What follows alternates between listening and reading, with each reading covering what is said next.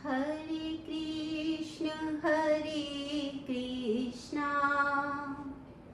कृष्ण कृष्ण हरे हरे, हरे राम राम राम हरे हरे। हरे कृष्णा सभी भक्तों को मेरा दंडवत प्रणाम। आज हम भगवान कृष्ण की कृपा से और अपने प्रिय गुरु महाराज की कृपा से भागवत कथा का द्वितीय दिवस का पठन पाठन श्रवण करने जा रहे हैं। गुरु जी अपना आशीर्वाद बनाए रखें और भगवान कृष्ण इस उद्योग को सफल करें, ऐसी करबद्ध निवेदन करती हूँ। भागवत कथा जो है उसका जो महात्म्य है वो बताते हुए कहते हैं, श्लोकार्धम श्लोक पादम वा नित्यम भागवतोद्भवम पठते शृणुयाद्यस्तु गोसहस्र फलम लभेत। अर्थात जो भागवत है उसका श्लोक का आधा भाग अथवा 1/4 भाग भी जो है जो पढ़ता है या सुनता है उसे जो गोदान है 1000 गोदान का फल स्वयं प्राप्त हो जाता है। और कहते हैं, यह पठेत प्रयतो नित्यं श्लोकं भागवतं सुता 18 पुराणानां फलमाप्नोति मानवः। यदि भागवत का श्रवण किया जाता है तो जो पढ़ता है, एक श्लोक भी भागवत का प्रतिदिन पढ़ता है, उसको जो 18 पुराण हैं उन सब का फल प्राप्त हो जाता है, लाभ प्राप्त हो जाता है। और फिर क्या कहते हैं, नित्यम मम कथा यत्र तत्तिष्ठन्ति वैष्णवः कलिबाह्या नरास्ते वै ये अर्चयन्ति सदा मम। भगवान कहते हैं कि जहाँ नित्य मेरी कथा होती है वहाँ विष्णु पार्षद अर्थात प्रहलाद आदि विद्यमान होते हैं। जो मनुष्य सदा मेरे भागवत शास्त्र की पूजा करते हैं वे कली के अधिकार से अलग हैं, उनके ऊपर कली का वश नहीं चलता है। तो इसलिए हम वे भागवत का जो पठन पाठन श्रवण करने का प्रयास कर रहे हैं और प्रारंभ से पूर्व हम श्रीमद् भागवत की आरती करते हैं। आरती अति पावन पुराण की, धर्म भक्ति विज्ञान खान की। आरती अति पावन पुराण की, धर्म भक्ति विज्ञान खान की। महापुराण भागवत निर्मल, शुकमुख गणित निगम कल्प फल। परमानंद सुधा रसमय कल, लीलारती रस रस निधान की। आरती अति पावन पुराण की, कलिमल मथनी त्रिताप निवारिणी। जन्म मृत्युमय भव भय हारिणी, सेवत सतत सकल सुखकारिणी। सुमहौषधि हरि चरित गान की।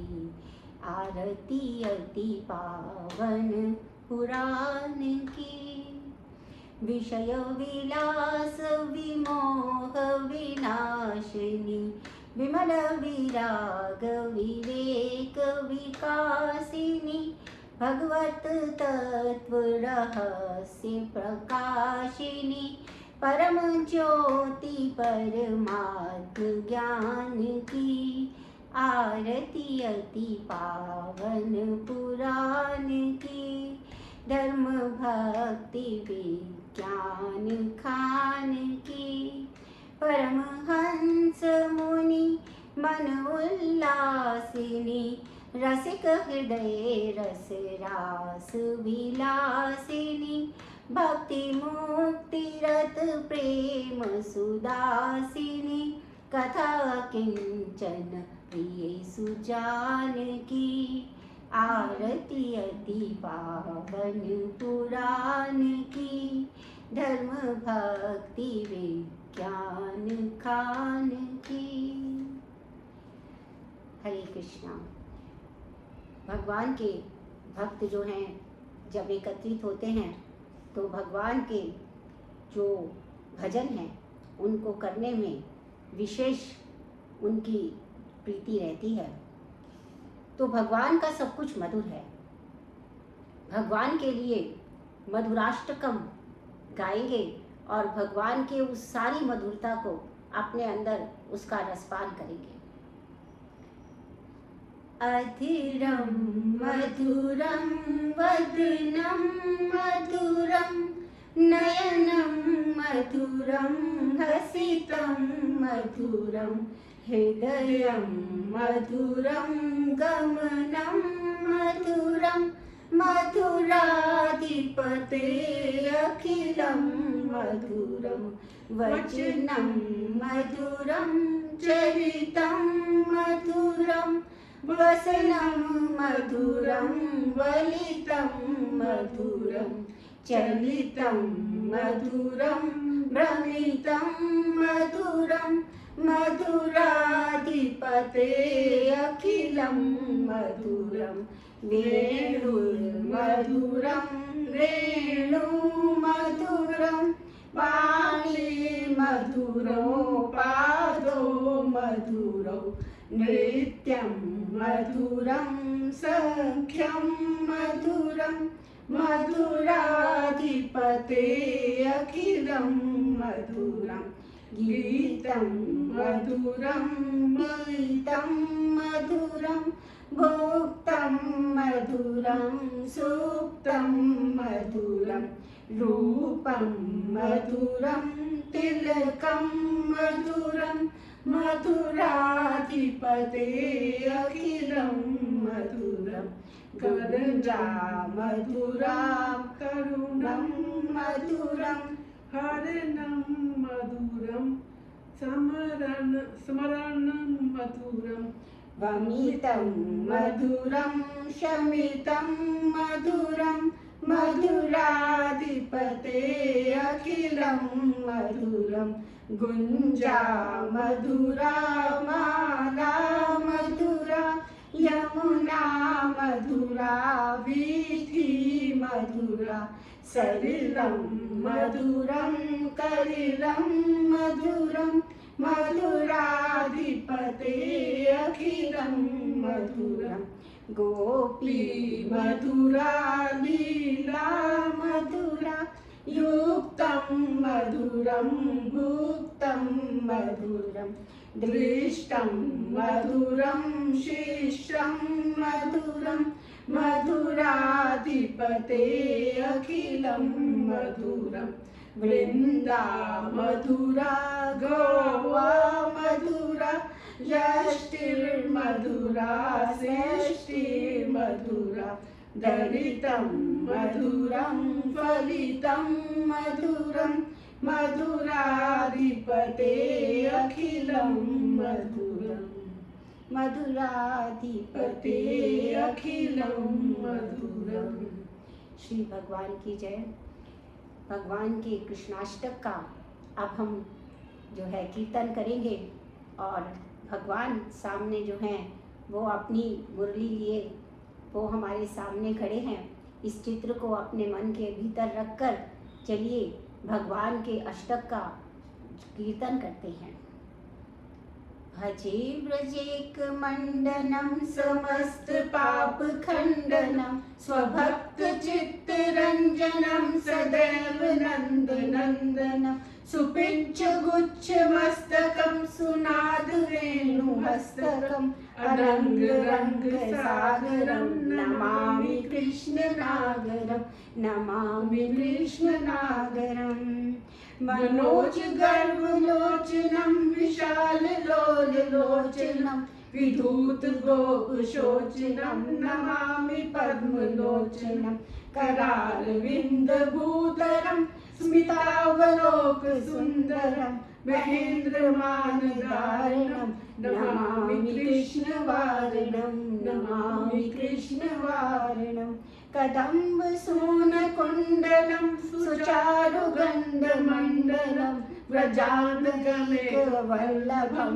नमामि कृष्णदुर्लभं यशोदया समोदया सगोपया सनन्दया युतं सुखैकदायकं नमामि गोपनायकं नमामि गोपनायकं सदैव पादपङ्कजं मदीयमानसे निजं दधानमुत्तमालकं नमामि नन्दबालकं समस्तदोषशोषणं समस्तलोकपोषणं समस्तगोपमानसं नमामि नन्दलालसं नमामि नन्दलालसम् भुवो वरावतारकं भवाब्धिकर्णधारकं यशोमति किशोरकं नमामि चित्तचोरकं दिगन्तकान्तभङ्गिनं सदा सदानसङ्गिनं दिने दिने नवं नमं नमामि नन्दसम्भवं नमामि नन्दसम्भवं गुणाकरं सुखाकरं कृपाकरं कृपापरं शरद्विषन्निकन्दनं नमामि गोपनन्दनं नवीन गोपनागरं नवीन केलिलं पटं नमामि मेघसुन्दरं तथितप्रभालसत्पथम् समस्त गोपनन्दनं हृदम्बुजैकमोदनं नमामि कुञ्जमध्यगं प्रसन्नभानुशोभनं निकामकामदायकं दृगन्तचारुसायकं रसालवेणुगायकं नमामि कुञ्जनायकं नमामि कुञ्जनायकं विदग्ध गोपिका मनोज्ञयातशायिनं नमामि कुञ्जकानने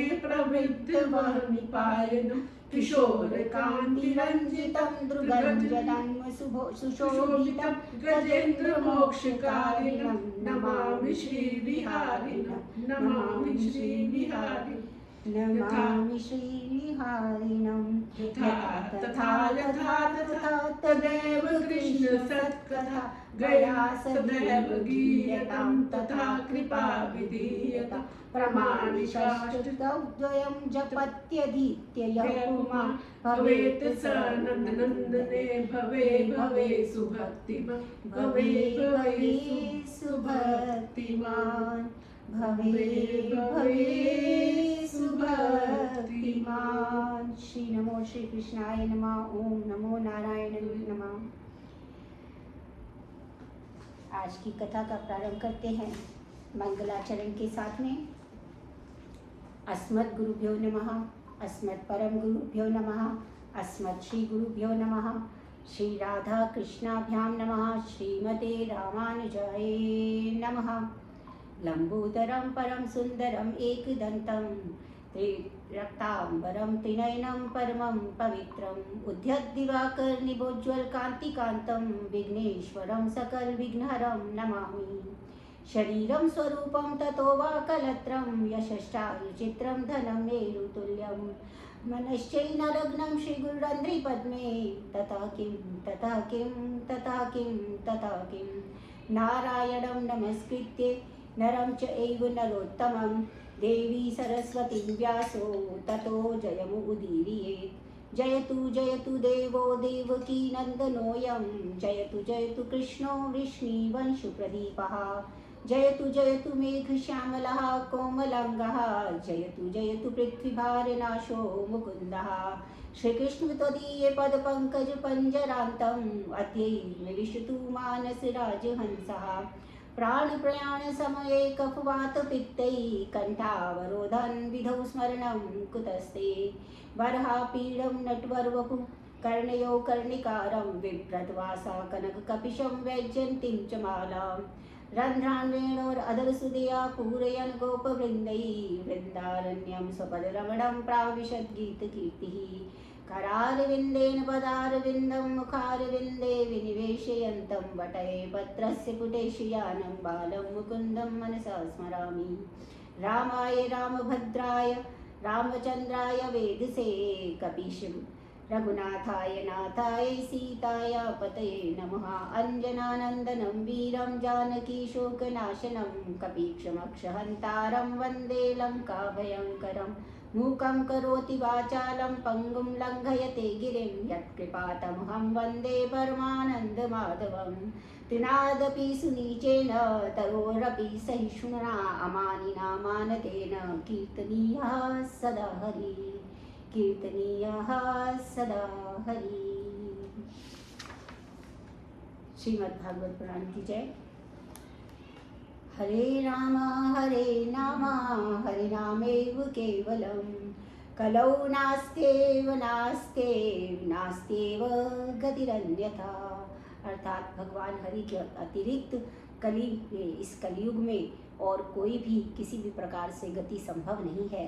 इसलिए हरे नाम केवलम कलौ नास्त्येव गतिरन्यथा।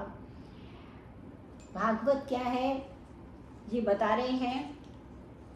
निगम कल्प तरुगलितं फलम सुखमाखादमृत संयुतं पिबत भागवतं रसमाल्यं मुहुर्हो रसिका भुवि भावुका।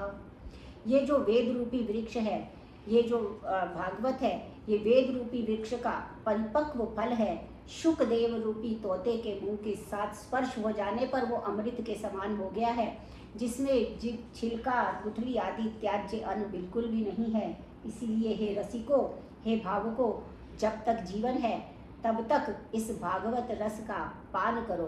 क्यों करो? स्वर्गे सत्य च कैलाशे वैकुंठे नास्त्यं रसः अतः पिबन्तु सद्भाग्या या मुंचते करहिचित। अर्थात भागवत रस जो है वो स्वर्ग लोक में, सत्य लोक कैलाश में और वैकुंठ में भी नहीं है, मात्र पृथ्वी पर सुलभ है। इसलिए इसका जहाँ भी मिले वहाँ से पान करना चाहिए। अब क्या हुआ कि एक बार शौनक आदि ऋषि जो हैं, नैमिष क्षेत्रे ऋषियः शौनकादयः सत्रम स्वर्गाय लोकाय सहस्र सममासता। उन्होंने कहा कि एक बार जो शौनक आदि ऋषि हैं ब्रह्मा जी के पास गए और उन्होंने कहा कि प्रभु, कली काल में जो पृथ्वी है वहाँ पर प्राय अधर्मियों का वास हो गया है। जप तप साधन गया है, पृथ्वी में कोई उपयुक्त स्थान बताइए। ब्रह्मा जी ने कहा कि ब्रह्मा जी ने एक चक्र छोड़ा और कहा कि ऋषियों, यह चक्र पृथ्वी पर जिस स्थान पर जाकर गिरेगा वही स्थान जप और तप के लिए उपयुक्त रहेगा। अब सारे शौनक आदि उस चक्र के पीछे भागने लगे और वो चक्र एक वन में आके गिर गया और वो वहीं नैमिषारण्य तीर्थ हुआ। ऐसा पवित्र नैमिषारण्य तीर्थ में सनकादि ऋषि ने 1000 वर्ष में पूरा होने वाले सत्र की दीक्षा ली और एक दिन प्रातःकाल जो है अपने अग्निहोत्र आदि कर्मों से निवृत्त होकर उन्होंने उनसे 6 प्रश्न पूछे। और क्या प्रश्न पूछते हैं? किम श्रेया शास्त्र साराक स्वावतारः प्रयोजनम किम कर्म केवतारश्च धर्माक शरणं गता। उन्होंने कहा पहला प्रश्न तो ये है कि मनुष्यों के एकमात्र कल्याण का कारण क्या है। किम श्रेया, क्या कारण है, कैसे कल्याण होगा। कह स्वावतारः, इसमें क्या सार है। शास्त्र बहुत से हैं, उनमें शास्त्र सारा कहा, शास्त्रों का सार क्या है। और तीसरा पूछा कि भगवान जो है वो श्री कृष्ण देवकी और वासुदेव के यहाँ पे क्या करने की इच्छा से उत्तीर्ण हुए। सावतारः, क्या प्रयोजनम, क्या प्रयोजन है, क्यों आए अवतार लेकर। और चौथा प्रश्न पूछा कि किम कर्म, क्या कर्म है, यानी कि इच्छा से उत्तीर्ण हुए। और चौथा प्रश्न पूछा भगवान के उदार चरित्र जिसका गान बड़े बड़े विद्वान करते हैं, वो लीलाओं का वर्णन कीजिए। और 5वां प्रश्न पूछा कि उनके कितने अवतार हुए। और 6ठा प्रश्न पूछा कि धर्मा कह शरणम गता, कर्म केवताराश्च, जब भगवान यहाँ से चले गए तो धर्म ने किसका आश्रय लिया। धर्मम कम शरणम गता, किसकी शरण में गया। तब उन्होंने कहा कि भाई शौनक जी, आपने ये जो सारे प्रश्न पूछे हैं इसका मैं उत्तर एक एक करके देता हूँ। शौनक जी, ये जो श्रीमद् महाभागवत पुराण है ये आत्मस्वरूप का अनुभव कराने वाला है और यही वेदों का सार है, यही शास्त्रों का सार है। अज्ञान अंधकार में पड़े हुए इस संसार सागर से पार करने के इच्छुक प्राणियों पर करुणा कृपा करके ये जो सुखदेव जी हैं इन्होंने ये अध्यात्म दीप प्रज्वलित किया है और मैं जो है श्री सुखदेव जी को प्रणाम करता हूँ और उनकी शरण में जाता हूँ। व्यास जी के पुत्र और प्राणियों के गुरु श्री सुखदेव जी को प्रणाम करता हूँ। और फिर वो कहते हैं नारायणं नमस्कृत्य नरं चैव नरोत्तमं देवी सरस्वती व्यासं ततो जयमुदीरयेत्। यानी भगवान नारायण, देवी सरस्वती, व्यास को बारंबार प्रणाम करता हूँ। जहाँ पे जय घोष आदि नहीं करना है, सब जय ही जय है। इतिहास पुराणाभ्याम में रामश्चरितम तथा जयेति नाम चयेतेषां प्रवदन्ति महिषिणा। इतिहास जो है वो महाभागवत, पुराण, वाल्मीकि रामायण, इनको विद्वान लोग जय नाम से पुकारते हैं। जय नाम से क्यों पुकारते हैं? क्योंकि ये वो शास्त्र है जिन शास्त्रों का श्रवण मनन कीर्तन कर लिया तो सब कुछ गेय हो जाता है।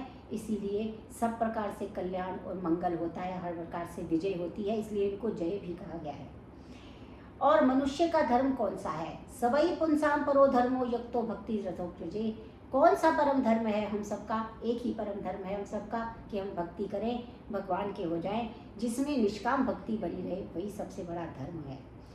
और इसलिए भगवान श्री हरि की जो है ऐसी निष्काम भक्ति जो है वो शीघ्र ही ज्ञान और वैराग्य को उत्पन्न कर देती है। अब कहते हैं कि जो भी धर्मा स्वपरिनिष्ठिता पुंसां विश्वक सेनु कथासु ना उत्पद्येत यदि रतिम श्रम एव ही केवलम। वो कहता है मनुष्य सारे काम अपने कर रहा है, वो कहता है मैं अपने सारे काम कर रहा हूँ, अपने कर्तव्य कर रहा हूँ, अब मेरे को क्या जरूरत है भगवान की? भगवान ने भी तो यही क्या, अपने अपने काम करो, खुश रहो। लेकिन वो नहीं कहते, वो कह रहे हैं ठीक है तुम अपने धर्म में स्वनिष्ठित हो गए और सारी, लेकिन तुम्हारे में मन में यदि भगवान की कथा के प्रति रति उत्पन्न नहीं हुई, रुचि उत्पन्न नहीं हुई, तो वो केवल आप श्रम ही कर रहे हो, उसका कोई लाभ नहीं होने वाला। कोई भी काम करो आप यदि धर्म के द्वारा, अर्थात क्या है, धर्म स्वपरिनिष्ठिता, यानी धर्म के द्वारा धन कमाना धर्म का फल नहीं है, अर्थ का फल धर्म करना है। कामनाओं का उपयोग करना अर्थ का फल नहीं है। जितने से जीवन यापन हो जाए उतना ही उपयोग करना धर्म है। इस प्रकार से वो कहते हैं कि अपने धर्म में परिनिष्ठित होकर भी यदि हम भगवान की कथा के प्रति किसी की रुचि नहीं है तो वो फिर किसी काम का नहीं है, वो जो भी कर रहा है केवल श्रम ही कर रहा है। इसीलिए ब्रह्म जो है वो क्या कहते हैं, वदंती तत्व विदस तत्वम यद ज्ञानम अद्वयम ब्रह्मेति परमात्मेति भगवान इति शक्यते। भगवान किसको कहा? उस तत्व को ज्ञानी ब्रह्म कहते हैं, योगी परमात्मा कहते हैं, और भक्त जो है वो उसी तत्व को भगवान कहते हैं। तो एक ही तत्व को जो विद्वान है वो कई नामों से जानते हैं। और कैसे क्या करते हैं भगवान? विद्यते हृदय ग्रंथि छिद्यन्ते सर्वं संशयः क्षीयन्ते चास्य कर्माणि दृष्टामेवात्मनीश्वरे। अर्थात भगवान क्या करते हैं, हृदय में जो ग्रंथि है, संशय की ग्रंथि है, कई प्रकार के भगवान है नहीं है, पूजा करने से कुछ होगा कि नहीं होगा, मेरी सहायता करेंगे कि नहीं करेंगे, मेरा भला होगा बुरा होगा, इन तर्क वितर्कों में सदैव संशित हृदय रहता है। लेकिन जैसे ही भगवान की भक्ति करते हैं वो सारे हृदय की सारी ग्रंथियों को खोल देते हैं, सारे संशयों का नाश कर देते हैं, और जो कर्म हमने पुराने किए हुए हैं, कितने भी किए हुए हैं, वो सारे कर्म भस्म हो जाते हैं। जैसे हमने आत्मदेव के जो धुंधलिकारी था उसके में देखा कि उसके सारे कर्म पिछले वाले सारे भस्म हो गए और प्रेत योनि से वो सीधे भगवत धाम को प्राप्त हुआ, क्योंकि उसने भक्ति की थी। अब जो हैं कई योनियों में भगवान जो हैं वो 24 अवतारों को वो प्राप्त करते हैं। भगवान के जो 24 अवतार हैं उसमें भगवान श्री हरि का पहला अवतार सनक, सनंदन, सनातन और सनत कुमार के रूप में हुआ है। दूसरा वराह के रूप में, तीसरा अवतार जो है वो देवऋषि नारद के रूप में, चौथा नर नारायण के रूप में, पांचवा कपिल भगवान के रूप में, छठा दत्तात्रेय के रूप में, सातवें अवतार यज्ञ भगवान के रूप में, छठे अवतार दत्तात्रेय के रूप में, सातवें अवतार यज्ञ के रूप में, आठवां अवतार ऋषभ देव, नौवां अवतार महाराज पृथु, 10वां अवतार मत्स्य रूप, 11वां अवतार कच्छप और 12वें में अवतार में धन्वंतरी, 13 में मोहिनी, 14 में नरसिंह, 15 में अवतार वामन, 16 में परशुराम, 17 में व्यास जी, 18 में राम, 19 में बलराम और 20 अवतार में कृष्ण और अवतार हरि, 21वां और 22वें में अवतार हंस, 24वें 23वें में बुद्ध और 24वें कलयुग में कली के रूप में उनका अवतार होगा। इस प्रकार से 24 अवतार जो है यहाँ पर किया है। और अब मैं तुम्हें वो सुनाऊंगा। शौनक जी कह रहे हैं, मतलब शौनक जी को बोल रहे हैं कि अब मैं तुम्हें वो सुनाऊंगा जो मैंने अपनी बुद्धि से ग्रहण किया है। अब उन्होंने कहा कि इसका जो ये निर्माण है वो कब हुआ है। कस्मिन् युगे प्रवृत्तेयं स्थाने वा केन हेतुना कुतः संचोदितः कृष्णा कृतवान संहिता मुनि। उन्होंने कहा श्रीमद् महाभागवत का निर्माण वेद व्यास जी ने किस युग में किया, किस स्थान पे किया, किस कारण से किया। अब सूत जी कहते हैं कि जब द्वापर युग था, द्वापरे समनु प्राप्ते तृतीय युगे पर, तीसरा युग आ गया, द्वापर युग आ गया। जाता पराशरथ योगी वासव्याम कल्या हरे। इस कली का सबको हरने के लिए कला अवतार वेद व्यास जी भगवान के जो है वसु कन्या सत्यवती के गर्भ से उत्पन्न हुए। और ये उनका जो जन्म हुआ तो व्यास जी जो है वो भूत भविष्य सबके जानकार थे। उन्होंने भविष्य पे दृष्टि डाली तो उन्हें पता चला कि कुछ यहाँ पे तो कलयुग में बहुत लोग आलसी होंगे, समय की मतलब सरलता के लिए कुछ भी नहीं करेंगे। इस कारण उन्होंने क्या किया, वेदों के 4 भाग कर दिए। एक ही वेद था, उन्हें लगा ये तो पढ़ेंगे नहीं, आलसी होंगे सारे कलयुग वाले, तो चलो इसके 4 भाग कर देते हैं। उन्होंने 4 भाग कर दिए। अब उससे भी कुछ समझ में नहीं आया तो उन्होंने क्या किया कि ये ऋग्वेद यजुर्वेद के इसको किया और अपने अपने जो शिष्य थे उनको वो प्रदान कर दिया। जिसमें से कि ऋग्वेद उन्होंने अपने महर्षि पैल को प्रदान किया, सामवेद जैमिनी को, यजुर्वेद वैश्वपायन को और अथर्ववेद सुमंतु ऋषि को प्रदान कर दिया। अब वो कहते हैं कि ये तो बड़ा दिक्कत है, जो ब्राह्मण लोग हैं तो शूद्रों को और स्त्रियों को और किसी को पढ़ने ही नहीं दे रहे वेद। तो उन्होंने कहा कि भैया कुछ करना पड़ेगा। इसलिए उन्होंने जो है 1 लाख श्लोकात्मक महाभारत की ग्रंथ की रचना कर दी, पर इससे भी उन्हें संतोष प्राप्त नहीं हुआ। फिर उन्होंने कहा कि ये क्या चल रहा है, वो किसी भी प्रकार से सभी पुराणों पे उन्होंने काम किया लेकिन उन्हें कहीं पे भी आनंद नहीं मिल रहा। अब महर्षि नारद आए और उन्होंने देखा कि इतने दुखी परेशान बैठे हैं तो उन्होंने आकर कहा कि व्यास जी आपने इतना बड़ा काम किया, 4 वेद लिख दिए, इतना कुछ कर दिया, फिर भी आप दुखी क्यों हैं। तो वो वेद व्यास जी कहते हैं ये तो मुझे नहीं पता, अब आप गुरु हैं, आप ही बताएं कि अब मैं इसका समाधान दीजिए। तो नारद जी क्या कहते हैं, यथा धर्मयादि आश्चर्था मुनिर्वयानुकीर्तिता ना तथा वासुदेवस्य महिमा ही अनुवर्णिता। वो कह रहे कारण ये है कि सारे धर्म बता दिए, धर्म अर्थ काम मोक्ष पुरुषार्थ सब कुछ बता दिया आपने, लेकिन जिस प्रकार से आपने ये सब बताया उस प्रकार से भगवान वासुदेव की भक्ति का वर्णन नहीं किया। और इसलिए कहते हैं नैष्कर्मेम अप्युच्यता भाव वर्जितम नाशोभते ज्ञानमलम निरंजनम। वो कहते हैं कोई निष्कामता से युक्त हो परंतु भगवान की भक्ति से रहित हो उसकी शोभा नहीं होती। इसलिए आप समाधि में जाओ, भगवान की लीलाओं का स्मरण करें और सुंदर सुंदर भगवान की रचना जो लीलाएं हैं उसकी रचना करें। भगवान करुणा वत्सल है, करुणा की मूर्ति है, आपका सारा जो अप्रसन्नता है वो हट जाएगी। व्यास जी ने कहा कि देखो मैं इसका तुम्हें उदाहरण देता हूँ। मैंने पहले ही कहा कि भागवत में क्या है उदाहरण सहित बताया गया है, क्योंकि कलयुग के लोग जल्दी से विश्वास नहीं करते हैं, है ना। तो इसलिए उन्होंने उदाहरण दिया कि देखो, नारद जी अपना ही उदाहरण दे रहे हैं व्यास जी को, क्योंकि व्यास जी जैसा भक्त, व्यास जी स्वयं कला अवतार है भगवान के, फिर भी उनको बता रहे हैं, उदाहरण दे रहे हैं। नारद जी कहते मैं भी पहले दासी पुत्र था और क्या था कि मेरा लालन पालन, मेरे छोटे दुर्भाग्य से मेरे पिताजी का जो है वो मरण को प्राप्त हो गए, तो मेरी माता ही मेरा पालन पोषण करती थी, दासी पुत्र था। एक दिन जो है कुछ वेद पाठी ब्राह्मण जो है वो चतुर्मास के लिए हमारे यहाँ मतलब आए, एक गांव में, उनके गांव में आए, तो उनकी माता की सेवा लगी उसमें। वो चतुर्मास में उन ब्राह्मणों की सेवा करती थी। ब्राह्मण नित्य प्रति वेदों का गायन करते थे, वेदों का पाठ करते थे, अपने सभी धर्म कर्म करते थे, लेकिन जो भी उनका जूठन होता था वो सब जो है वो नारद भी अपनी माँ का हाथ बटाने के लिए उनकी सेवा करते थे और जो भी जूठा होता था उसको वो खा लेता था। अब चतुर्मास बीतने के बाद ब्राह्मण जाने लगे तो नारद जी ने कहा मैं भी आपके साथ चलूँगा, मगर ब्राह्मण लोग कहते हैं देखो अभी ये तुम्हारी आयु नहीं है और दूसरा तुम्हें अपनी माँ का भी ध्यान रखना है क्योंकि उसका कोई नहीं है, तो अभी तुम यहीं रहो, लेकिन हम तुम्हें एक मंत्र देते हैं उसका तुम पाठ करते रहो।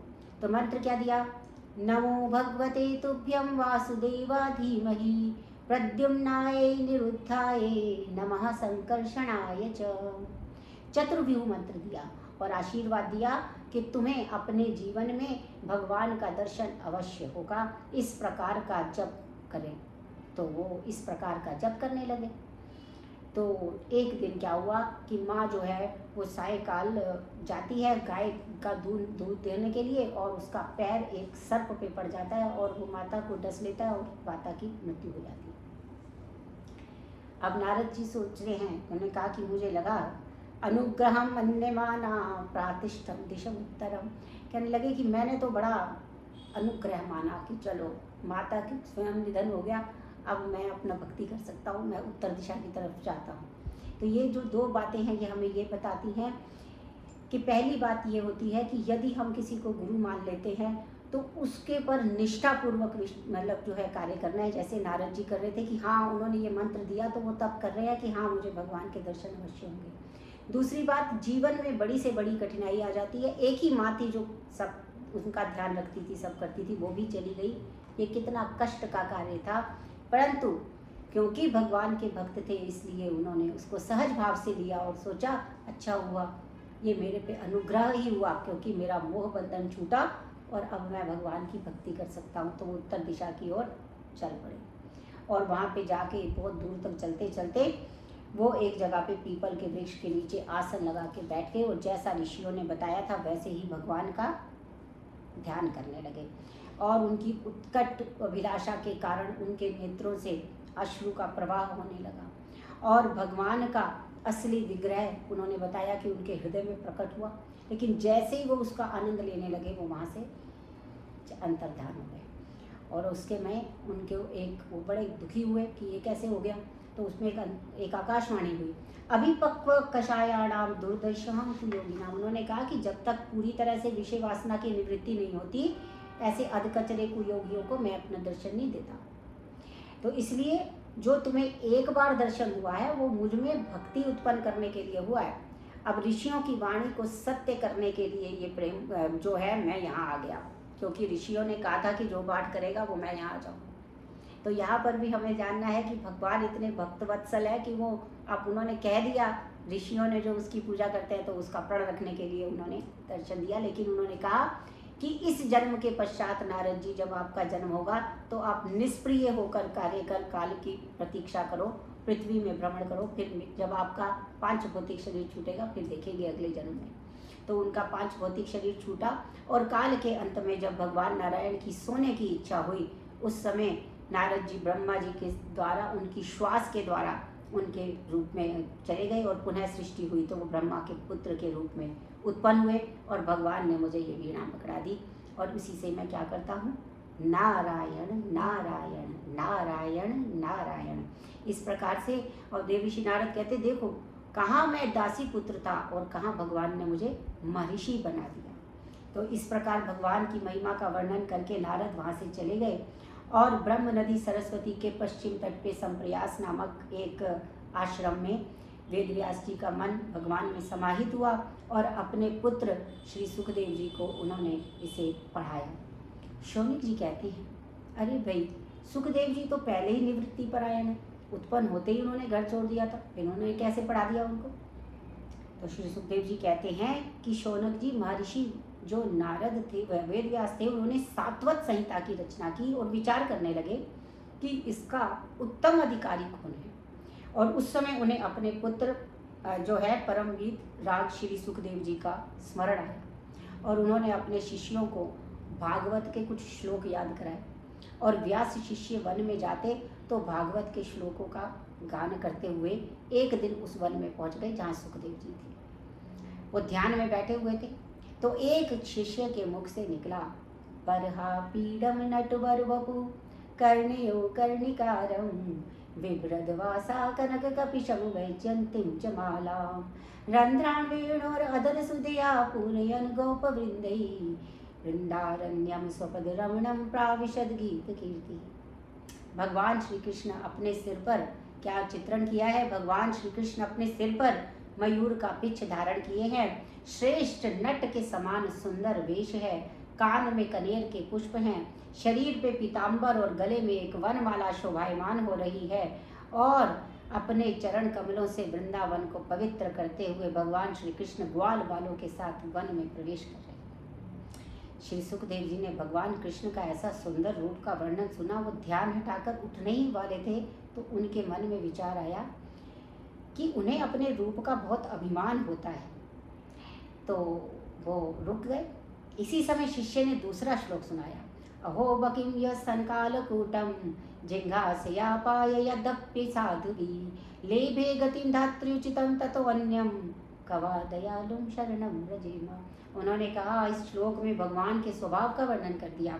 उन्होंने कहा, बक दैत्य की जो बहन थी पूतना, श्री कृष्ण को मारने की दृष्टि से उन्होंने उन्हें दुग्ध पिलाया, परंतु उन्होंने देखो भगवान की कृपा, देखो कृपालु भगवान उनको भी माता की गति प्राप्त करवा दी। तो बताओ ऐसे भगवान को छोड़कर हम किसकी शरण ग्रहण करें। जब भगवान कृष्ण के स्वभाव का वर्णन सुना तो सुखदेव जी उठकर खड़े हो गए और कहा कि आप लोग बड़े अच्छे अच्छे श्लोक सुना रहे हैं, आप कौन हैं।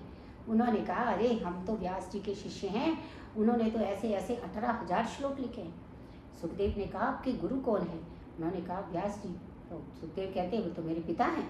तो मेरे पिता जो है वो उनके पास दौड़े हुए गए और उन्होंने कहा कि मुझे भी इसका अध्ययन करना है। तो क्या कहते हैं, आत्मा रामाश्च मुनियो निर्गंधापिरुक्रमे कुर्वन्ते अहेतु किम भक्तिम इत्थम भूत गुणभरे।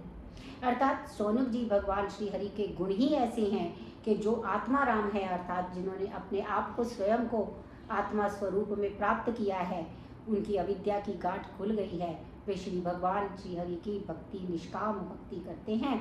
और इस प्रकार सुखदेव जी ने भागवत संहिता का अध्ययन किया और फिर उसको परीक्षित को सुनाया। पूछते हैं राजा परीक्षित ने, अब फिर वो उनका प्रश्न आ गया कि फिर राजा परीक्षित ने ये कहाँ सुना, क्यों सुना। तो फिर ये कथानक बताते हैं राजा परीक्षित के जन्म की कथा। क्या सुनाते हैं कि भाई, यथा मृते गौरव श्रृंग्यानाम वीरेश्वतो वीर गतिम गतेषु विकोदरादिद गदाभिमर्श भग्नोर्दंडे धृतराष्ट्रपुत्रे। सारा जो है वो शौनक जी, जब महाभारत के युद्ध में कौरव पांडवों का सब युद्ध समाप्त हो गया और जो दुर्योधन है वो उसकी जंगा भंग हो गई है और दुर्योधन कुरुक्षेत्र के जो समरांगण है जहाँ पर युद्ध हुआ था उस आंगन में बैठे हुए करा रहे हैं, उसी समय अश्वत्थामा उनके पास आते हैं और कहते हैं कि मैं तुम्हारा दुख दूर करूंगा और इस प्रकार से बदला लूंगा कि 5 पांडवों का सर काट के तुम्हारे पास ला दूंगा। तो दुर्योधन अति प्रसन्न हो जाते हैं। दुर्योधन ने अपने रक्त का टीका अश्वत्थामा को लगा दिया और अश्वत्थामा हाथ में तलवार लेकर रात्रि में ही पांडवों को मारने के लिए निकला, लेकिन उसे समझ नहीं आ रहा था कि कैसे मारा जाएगा। तभी उसने देखा कि एक वृक्ष के नीचे जब वो बैठकर विचार कर रहे थे तब उसने देखा कि एक उल्लू जो है वो सोते हुए कौवे के घोंसले में घुसकर उसके सारे अंडों को मार रहा है। इसी से उसको ये अंदर से ज्ञान हुआ कि ठीक है, अभी तो वो सो रहे होंगे, सोते हुए पांडवों को उनके घर में घुस के मार दूंगा।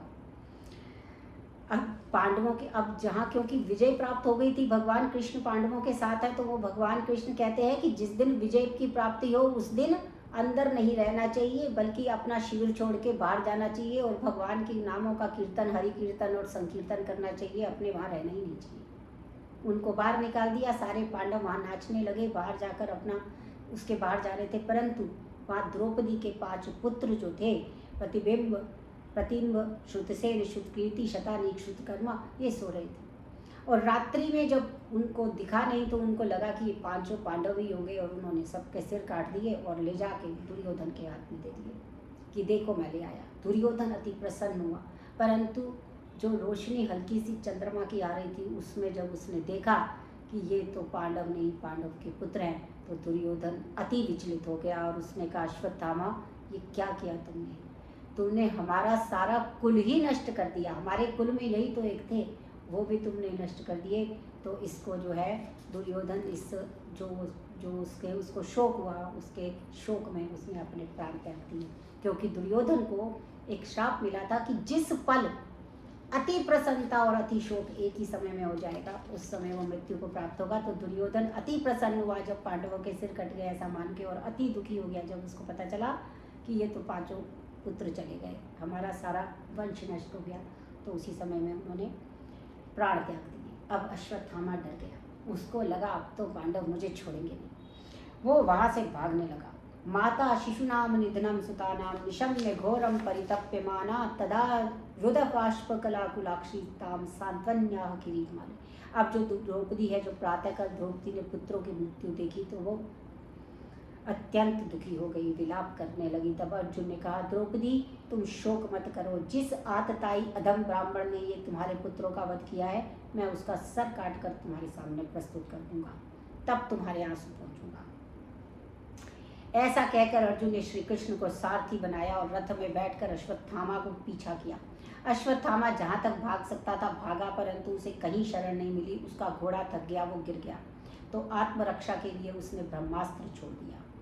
जब ब्रह्मास्त्र दशों दिशाओं को जलाता हुआ अर्जुन के पास पहुंचा तो अर्जुन भी जलने लगे। फिर उन्होंने कृष्ण की ओर देखा कि अब क्या करें, तो इस भयंकर तेज से जल रहा हूँ, क्या करूँ। तो भगवान कृष्ण ने कहा, अर्जुन यह अश्वत्थामा का चलाया हुआ ब्रह्मास्त्र है, इसका प्रतिकार किसी शस्त्र के द्वारा नहीं हो सकता, इसलिए तुम भी ब्रह्मास्त्र का प्रयोग करो। तब भगवान ने, जब श्री कृष्ण ने इस प्रकार कहा तो अर्जुन ने आचमन किया, परिक्रमा की और ब्रह्मास्त्र चला दिया।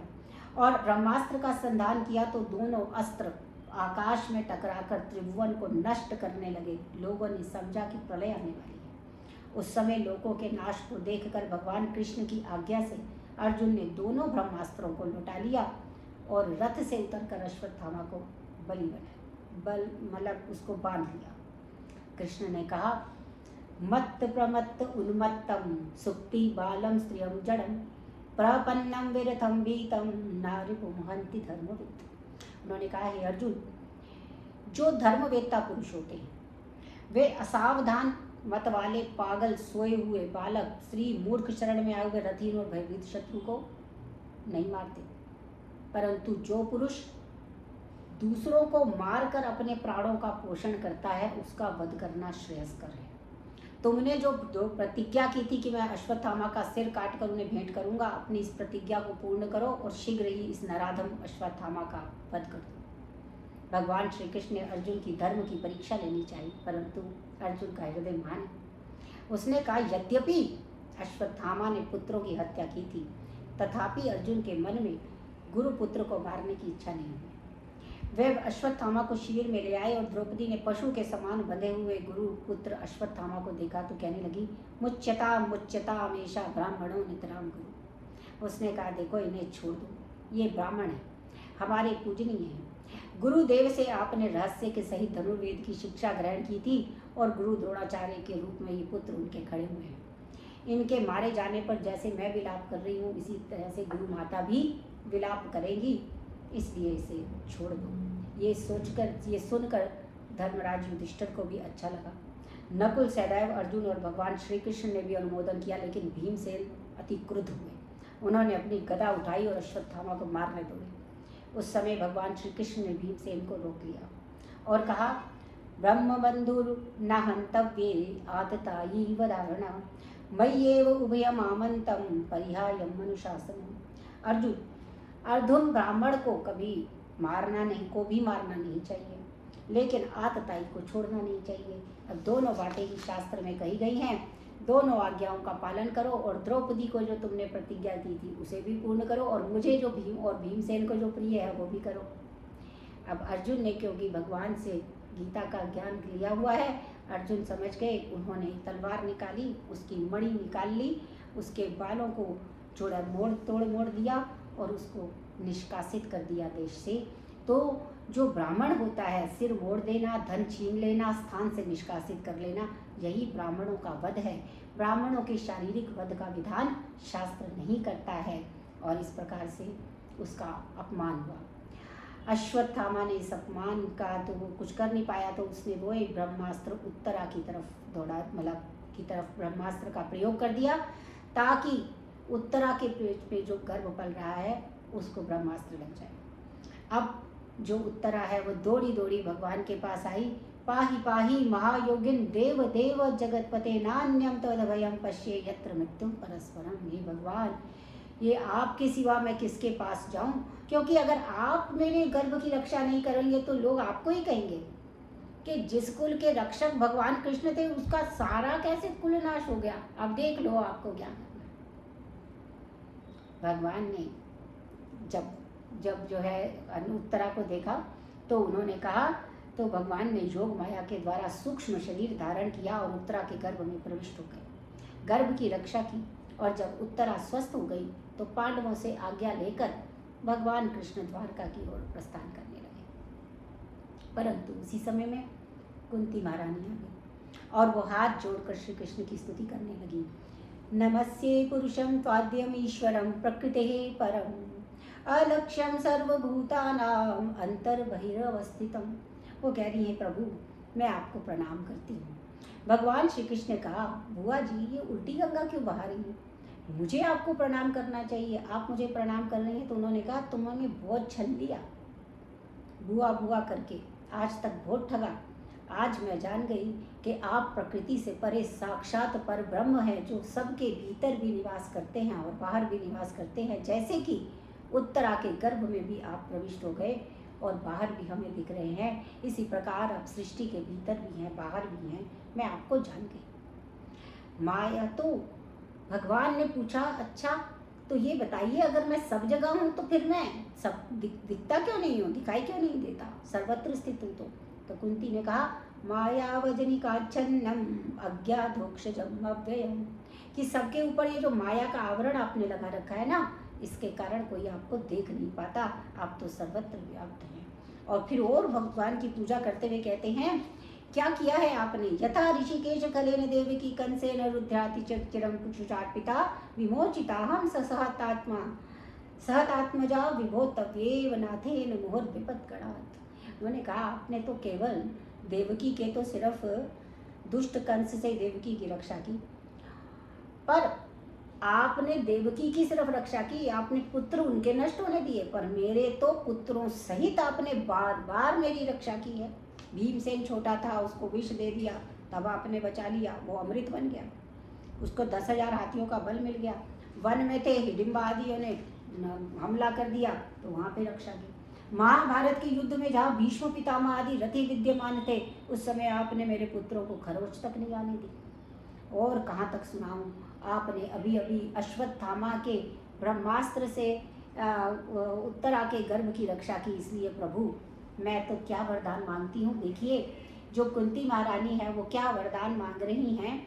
वो वरदान मांग रही हैं, विपदः सन्तु न शश्वत तत्र जगद्गुरु भावतो दर्शनम यस्याद अपुनर्भव दर्शनम। उन्होंने कहा, मुझे जीवन में प्रत्येक पद में विपत्तियों की ही प्राप्ति हो। देखिए हम सब भगवान से मांगते हैं कि विपत्ति कभी ना आए, और माँ कुंती जो है वो मांग रही है कि विपत्ति रह जाए। क्यों आए, क्योंकि जब जब विपत्ति आती है तब तब आप मुझे दर्शन देते हो, तब तब आप मेरी सहायता करते हो। और विपदो नैव विपदा संपदो नैव संपदा विपद विषम विस्मरणम विस्मरणम विष्णु संपन्नम नारायणम स्मृति। क्या कहती हैं कि नारायण की जो स्मृति है वही सबसे बड़ी संपदा है, और नारायण को भूल जाना ही सबसे बड़ी विपदा है। इसीलिए भगवान मुझे विपत्ति दे दो। और इस प्रकार से परम गोस्वामी जी कहते हैं, तुलसीदास जी, कह हनुमंत विपत प्रभु सोई, जब तक सुमिरन भजन न होई। मुख के माथ सुख के माथे सिल पड़े, जो नाम हृदय से जाए। बलिहारी व दुख की, जो पल पल नाम जपाए। वह सुख किस काम का, जिसके आने से भगवान के नाम का हृदय से चले जाए। इससे अच्छा तो वो दुख है जिससे कि निरंतर हम भगवान के नाम का जप करते रहते हैं। माता कुंती ने जब इस प्रकार स्तुति की तो भगवान रुक गए, हस्तिनापुर में रुक गए। और उन्होंने जो देखा, क्या देखा कि युधिष्ठिर जो है वो एकांत में जाके रो रहे हैं। वो युधिष्ठिर के पास गए कि भाई आप सार्वभौम सम्राट हैं, या आपके पास इतना आधिपत्य है, फिर ये सब ये क्यों रो रहे हो फिर बैठ के यहाँ पर। तो उन्होंने कहा कि भाई ये सारा कुछ तो मेरे पास है, लेकिन ये स्वजनों का वध करके ऐसे लगता है उनकी लाशों के ऊपर बैठा हुआ हूँ, शवों के ऊपर मैं राज कर रहा हूँ। क्या बुरा लग रहा है, बहुत बुरा लग रहा है। तो इसलिए अब उन्होंने कहा कि ऐसा करो, अब तुम्हें चलते हैं भीष्म जी के पास और वहाँ से ज्ञान प्राप्त करेंगे। तो यहाँ पर भीष्म पितामह के दर्शन के लिए देव ऋषि राज ऋषि देवता आदि के अनुसार यथा योग्य जो है वहाँ पे सबका स्वागत किया। पांडवों ने भीष्म पितामह को प्रणाम किया। भीष्म पितामह ने पांडवों से कहा, श्री कृष्ण नहीं आए क्या। पांडवों ने कहा, आए हुए हैं ना, वो बैठे हैं हमारे साथ हैं। तो पांडवों, भीष्म कहते हैं, पांडवों तुम जानते हो ये कौन है। हाँ, सहदेव ने कहा हमारे ममेरे भाई हैं। नकुल ने कहा हमारे मित्र हैं। भीम ने कहा हमारे परम हितैषी हैं। युधिष्ठिर कहते हैं हमारे मंत्री हैं, और अर्जुन कहते हैं हमारे साथी हैं। यम मन्यसे मातुलेयम प्रियम मित्रम सुहृतम अकरहो सचिवम दूतम सौहृद्या तथा सार्थम। उन्होंने कहा जिन्हें तुम मेरा भाई मित्र सब मान रहे हो, ये क्या हैं? ये वही भगवान साक्षात आदयो नारायण पुमान। ये तो साक्षात आदि अवतार सबके आदि कारण परम पुरुष भगवान हैं। और क्या है? सदेव देवो भगवान प्रतीक्षताम कलेवरम यावद इदम हिनम्यहम प्रसन्नहासारुणलोचन उल्लसन्नाकुंजो ध्यान पथश्चतुर्भुजो। उन्होंने कहा ये वही देवाधिदेव श्री कृष्ण हैं। जब तक मैं अपना इस शरीर को ना छोड़ दूं, तब तक ये प्रसन्न मुख से हंसते हुए चतुर्भुज रूप धारण कर मेरे सामने खड़े हैं। भीष्म पितामह ने इस प्रकार की आज्ञा दी तो भगवान श्री कृष्ण चतुर्भुज रूप धारण करके भीष्म पितामह के सामने खड़े हो गए। और उन्होंने कहा भगवान का तो कहना ही क्या है। वो कहते हैं मैं तो भक्तन हाथ बिका हूँ, मैं तो भक्तों के हाथ में बिका हुआ हूँ। तुमने कहा हम खड़े हो गए।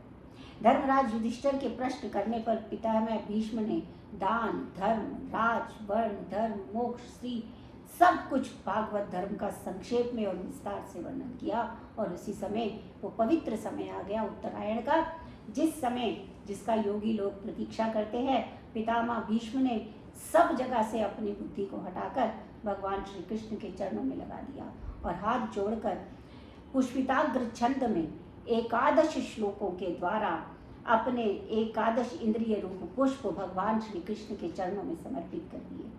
क्या कहते हैं? इतिमति रूप कल्पिता वितृष्णा भगवती सात्वत पुंगवे विभूमि स्वसुखम उपगते क्वचिद विहर्तुम प्रकृतम पेयुषी यद्भव प्रभवा त्रिभुवन मनम तमाल वर्ण रविकर गौरवांबरम ददाने वपुरुलकुरुलुकावृतनानम्बजं विजय सखे रतिरस्तुमेन वद्या। उन्होंने कहा प्रभु त्रिलोकी, आपके समान सुंदर और कोई नहीं है। श्याम तमाल के समान सांवले शरीर पर सूर्य की रश्मियों के समान श्रेष्ठ पीताम्बर शोभायमान हो रहा है। मुख पर घुंघराली अलकावलियां लटका रही है, घुंघराले बाल लटक रहे हैं। ऐसे श्री कृष्ण से मैं अपनी पुत्री का विवाह करना चाहता हूँ। भगवान श्री कृष्ण ने कहा पितामह आप तो ब्रह्मचारी हैं, आपकी पुत्री कहाँ से आई? भीष्म पितामह ने कहा प्रभु ये जो मेरी बुद्धि है ना, यही मेरी पुत्री है और इसी का विवाह मैं आपसे करना चाहता हूँ। क्योंकि भगवान श्री कृष्ण ने प्रभु ये तृष्णा और कामना से रहित है, इसकी अपनी कोई कामना नहीं है और ऐसी बुद्धि मैं आपके चरणों में समर्पित करता हूँ। और प्रभु युद्ध में जब आप सारथी बने थे उस समय अर्जुन की आज्ञा पाकर आपने दोनों रथों के बीच में आपने सेना के मध्य में खड़ा कर दिया, तो प्रभु उस समय मैंने आपकी एक चोरी पकड़ ली। प्रभु बोले भीष्म पितामह कहते हैं आपने शपथ ले रखी थी कि आप युद्ध में शस्त्र नहीं उठाएंगे, आपको शस्त्र की आवश्यकता भी क्या है? अर्जुन युद्ध करता, आप बैठे बैठे इतने सुंदर दिखते कि आपका शत्रु पक्ष आपको देखता रह जाता और उसका सारा कार्य अपने आप हो जाता। अर्जुन वध कर देता और बैठे बैठे ही शत्रु पक्ष के सारे सैनिक आयु का हरण हो जाता। इसीलिए प्रारंभ में, युद्ध के प्रारंभ में ही जब कुछ दिन बीत गए थे, स्वनिगम अपहाय मत प्रतिज्ञा मत घृत कर्तुम अप्लुतो रथस्थः धृतश्चरणोभ्यचल हरिरिव हन्तुमिवं गतोत्तरीय। जब इतने युद्ध प्रारंभ हुआ और कोई भी नहीं मर रहा था, तो पांडवों का बाल भी बांका नहीं हुआ, तो मामा शकुनी ने बहकाने पर दुर्योधन ने भीष्म पितामह से कहा कि पितामह आप पक्षपाती हैं, आपके हृदय में पांडवों के प्रति मोह है, अन्यथा जैसा परशुराम के शिष्य के सामने, आप जैसे परशुराम के शिष्य के सामने युद्ध करने की सामर्थ्य किसमें है? तब भीष्म पितामह ने कहा ऐसी बात है तो कल पांडव जीवित रणभूमि में नहीं लौटेंगे।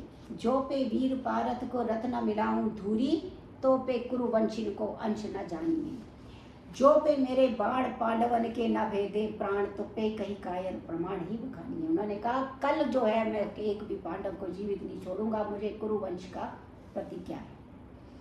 और दुर्योधन, यदि तुम्हें अपनी मृत्यु का भय है तो कल ब्रह्म मुहूर्त में अपनी पत्नी भानुमति को आशीर्वाद के लिए मेरे पास भेज देना। भीष्म पितामह की बात सुनकर दुर्योधन प्रसन्न हो गया, उत्सव मनाने लगा। और यहाँ कृष्ण को ये बात पता चल गई और दौड़े दौड़े धर्मराज युधिष्ठिर के पास पहुंचे और कहा कि कल जो है तुम्हें भगवान वो मारने के लिए जो है भीष्म पितामह आ रहे हैं। युधिष्ठिर ने कहा कुछ नहीं है, जिसके आप रक्षक हो हमें कोई टेंशन नहीं। वो कुछ नहीं किया, निश्चिंत रहे। फिर वो गए, अर्जुन भीम के पास मजे से भोजन कर रहे थे। बोले कल भीष्म पितामह तुम्हें मारने वाले हैं। वो कहने लगा जहाँ आप हो वहाँ कोई नहीं मार सकता, हमें तो कुछ नहीं है, हम तो कुछ नहीं करते। भगवान श्री कृष्ण ने भाई मस्ती, उनकी भी मस्ती चल रही है। द्रौपदी चिंतित होगी, द्रौपदी के पास गए तो उसने कहा मुझे काहे की चिंता है, जब आप साथ हो तो कल जो होगा देखी जाएगी। आप साथ हो तो कोई बात नहीं, कोई नहीं मार सकता हमको।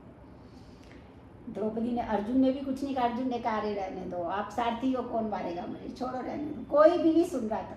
तब द्रौपदी ने कहा प्रभु आपके होते हुए मुझे कोई चिंता नहीं है। उन्होंने कहा द्रौपदी जो भी है तुम मेरे साथ चलो। अब एक काम करो, चप्पल उतारो, चुपचाप चलना है, पैरों की आवाज़ नहीं आनी चाहिए। जूती उतार कर कृष्ण ने अपने बगल में दबा ली और भीष्म पितामह के शिविर में पहुंच गए। धुंधलका था।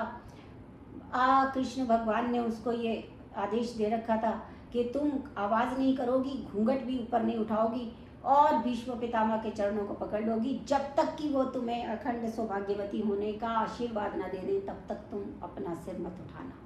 3 बार आशीर्वाद लेने के बाद ही उठाना। और द्रौपदी ने बिल्कुल वैसा ही किया। शिविर में रोशनी कम थी। पितामह भीष्म ने समझा भानुमति आई है, दुर्योधन की पत्नी आई है, और आशीर्वाद दे दिया सौभाग्यवती भव, सौभाग्यवती भव, सौभाग्यवती भव। ऐसा जब 3 बार कहा तो द्रौपदी ने घूंघट उठाया और कहा पितामह कल की प्रतिज्ञा सत्य है या आज का आशीर्वाद। भीष्म जो है पितामह समझ गए और उन्होंने कहा ये बताओ तुम्हारे साथ आया कौन है। उसने कहा मेरी सखी आई है। बोले सखी का घूंघट उतारो। सखी नहीं आई है, ये सखा है, ये कृष्ण आए हैं। भगवान कृष्ण जिनकी तरफ है उसका संसार क्या बिगाड़ सकता है। ये तुमने मेरी प्रतिज्ञा भंग कर दी। अब मैं प्रतिज्ञा करता हूँ, आज यदि हरहि न शस्त्र चढ़ाऊँ तो लाजो गंगा जननी को शांतनु सत न कहाऊँ। आज अगर युद्ध में मैंने श्री कृष्ण के शस्त्र नहीं उठवा दिया तो मैं अपनी माँ का पुत्र नहीं हूँ। तो उसमें उन्होंने कहा भागत कहा हो ऐसी धारणा न राखो, चित्त प्राण के विरुद्ध पक्षपात न विचारी हूँ।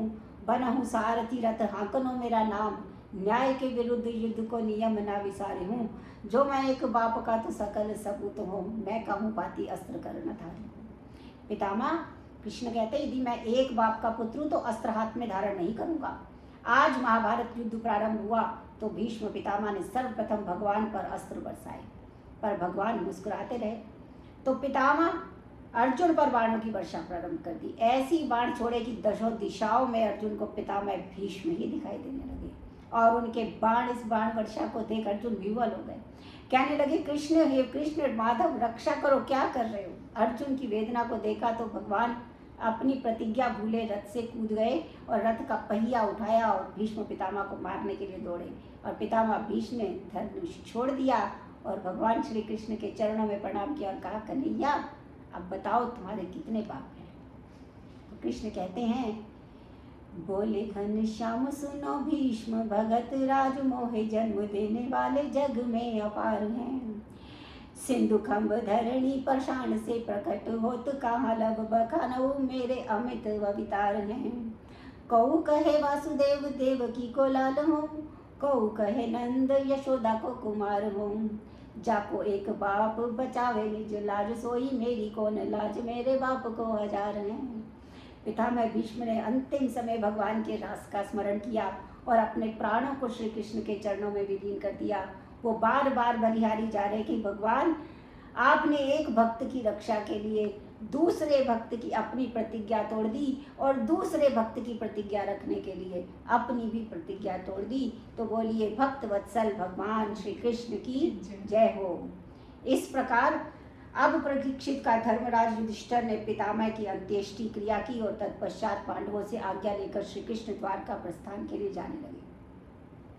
द्वारका पहुंचकर उन्होंने सर्वप्रथम अपने माता पिता को प्रणाम किया और इधर क्या हुआ, अश्वत्थामानो सृष्टेन ब्रह्मशिष्णो तेजसा उत्तराया हतो गर्भ ईशेनाजीवितः पुनः तस्य जन्म महाबुद्धे कर्माणि च महात्मना निधनं च यथैवासीत् स प्रेत्ये गतवान् यथा। शौनक जी श्री सूर्यदेव जी पूछते हैं, अश्वत्थामा के ब्रह्मास्त्र से उत्तरा का जो गर्भ नष्ट हो गया था और जिसे भगवान ने पुनः जीवित कर दिया था, उन महाराज परीक्षित के जन्म और कर्म और उनकी मुक्ति कैसे प्राप्त हुई। सुखदेव जी कहते हैं, सूर्य जी कहते हैं, शौनक जी, जो उत्तरा के गर्भ में स्थित वो 10 मास का शिशु है, उसने अपने चारों ओर एक अंगुष्ठ मात्र के सुंदर पुरुष का दर्शन किया। उनका श्यामल वर्ण था। अब श्यामल वर्ण पे पीताम्बर भी शोभायमान हो रहा था। उनकी 4 भुजाएं थी। अपने हाथ में जलती हुई गदा लेकर शिशु के चारों ओर घूम रहे थे। अब जैसे सूरज अपनी किरणों से सारे कोहरे को नष्ट करता है, उसी प्रकार ब्रह्मास्त्र के तेज को शांत कर भगवान श्री कृष्ण अंतर्ध्यान हो गए। अनुकूल समय में बालक ने जन्म लिया।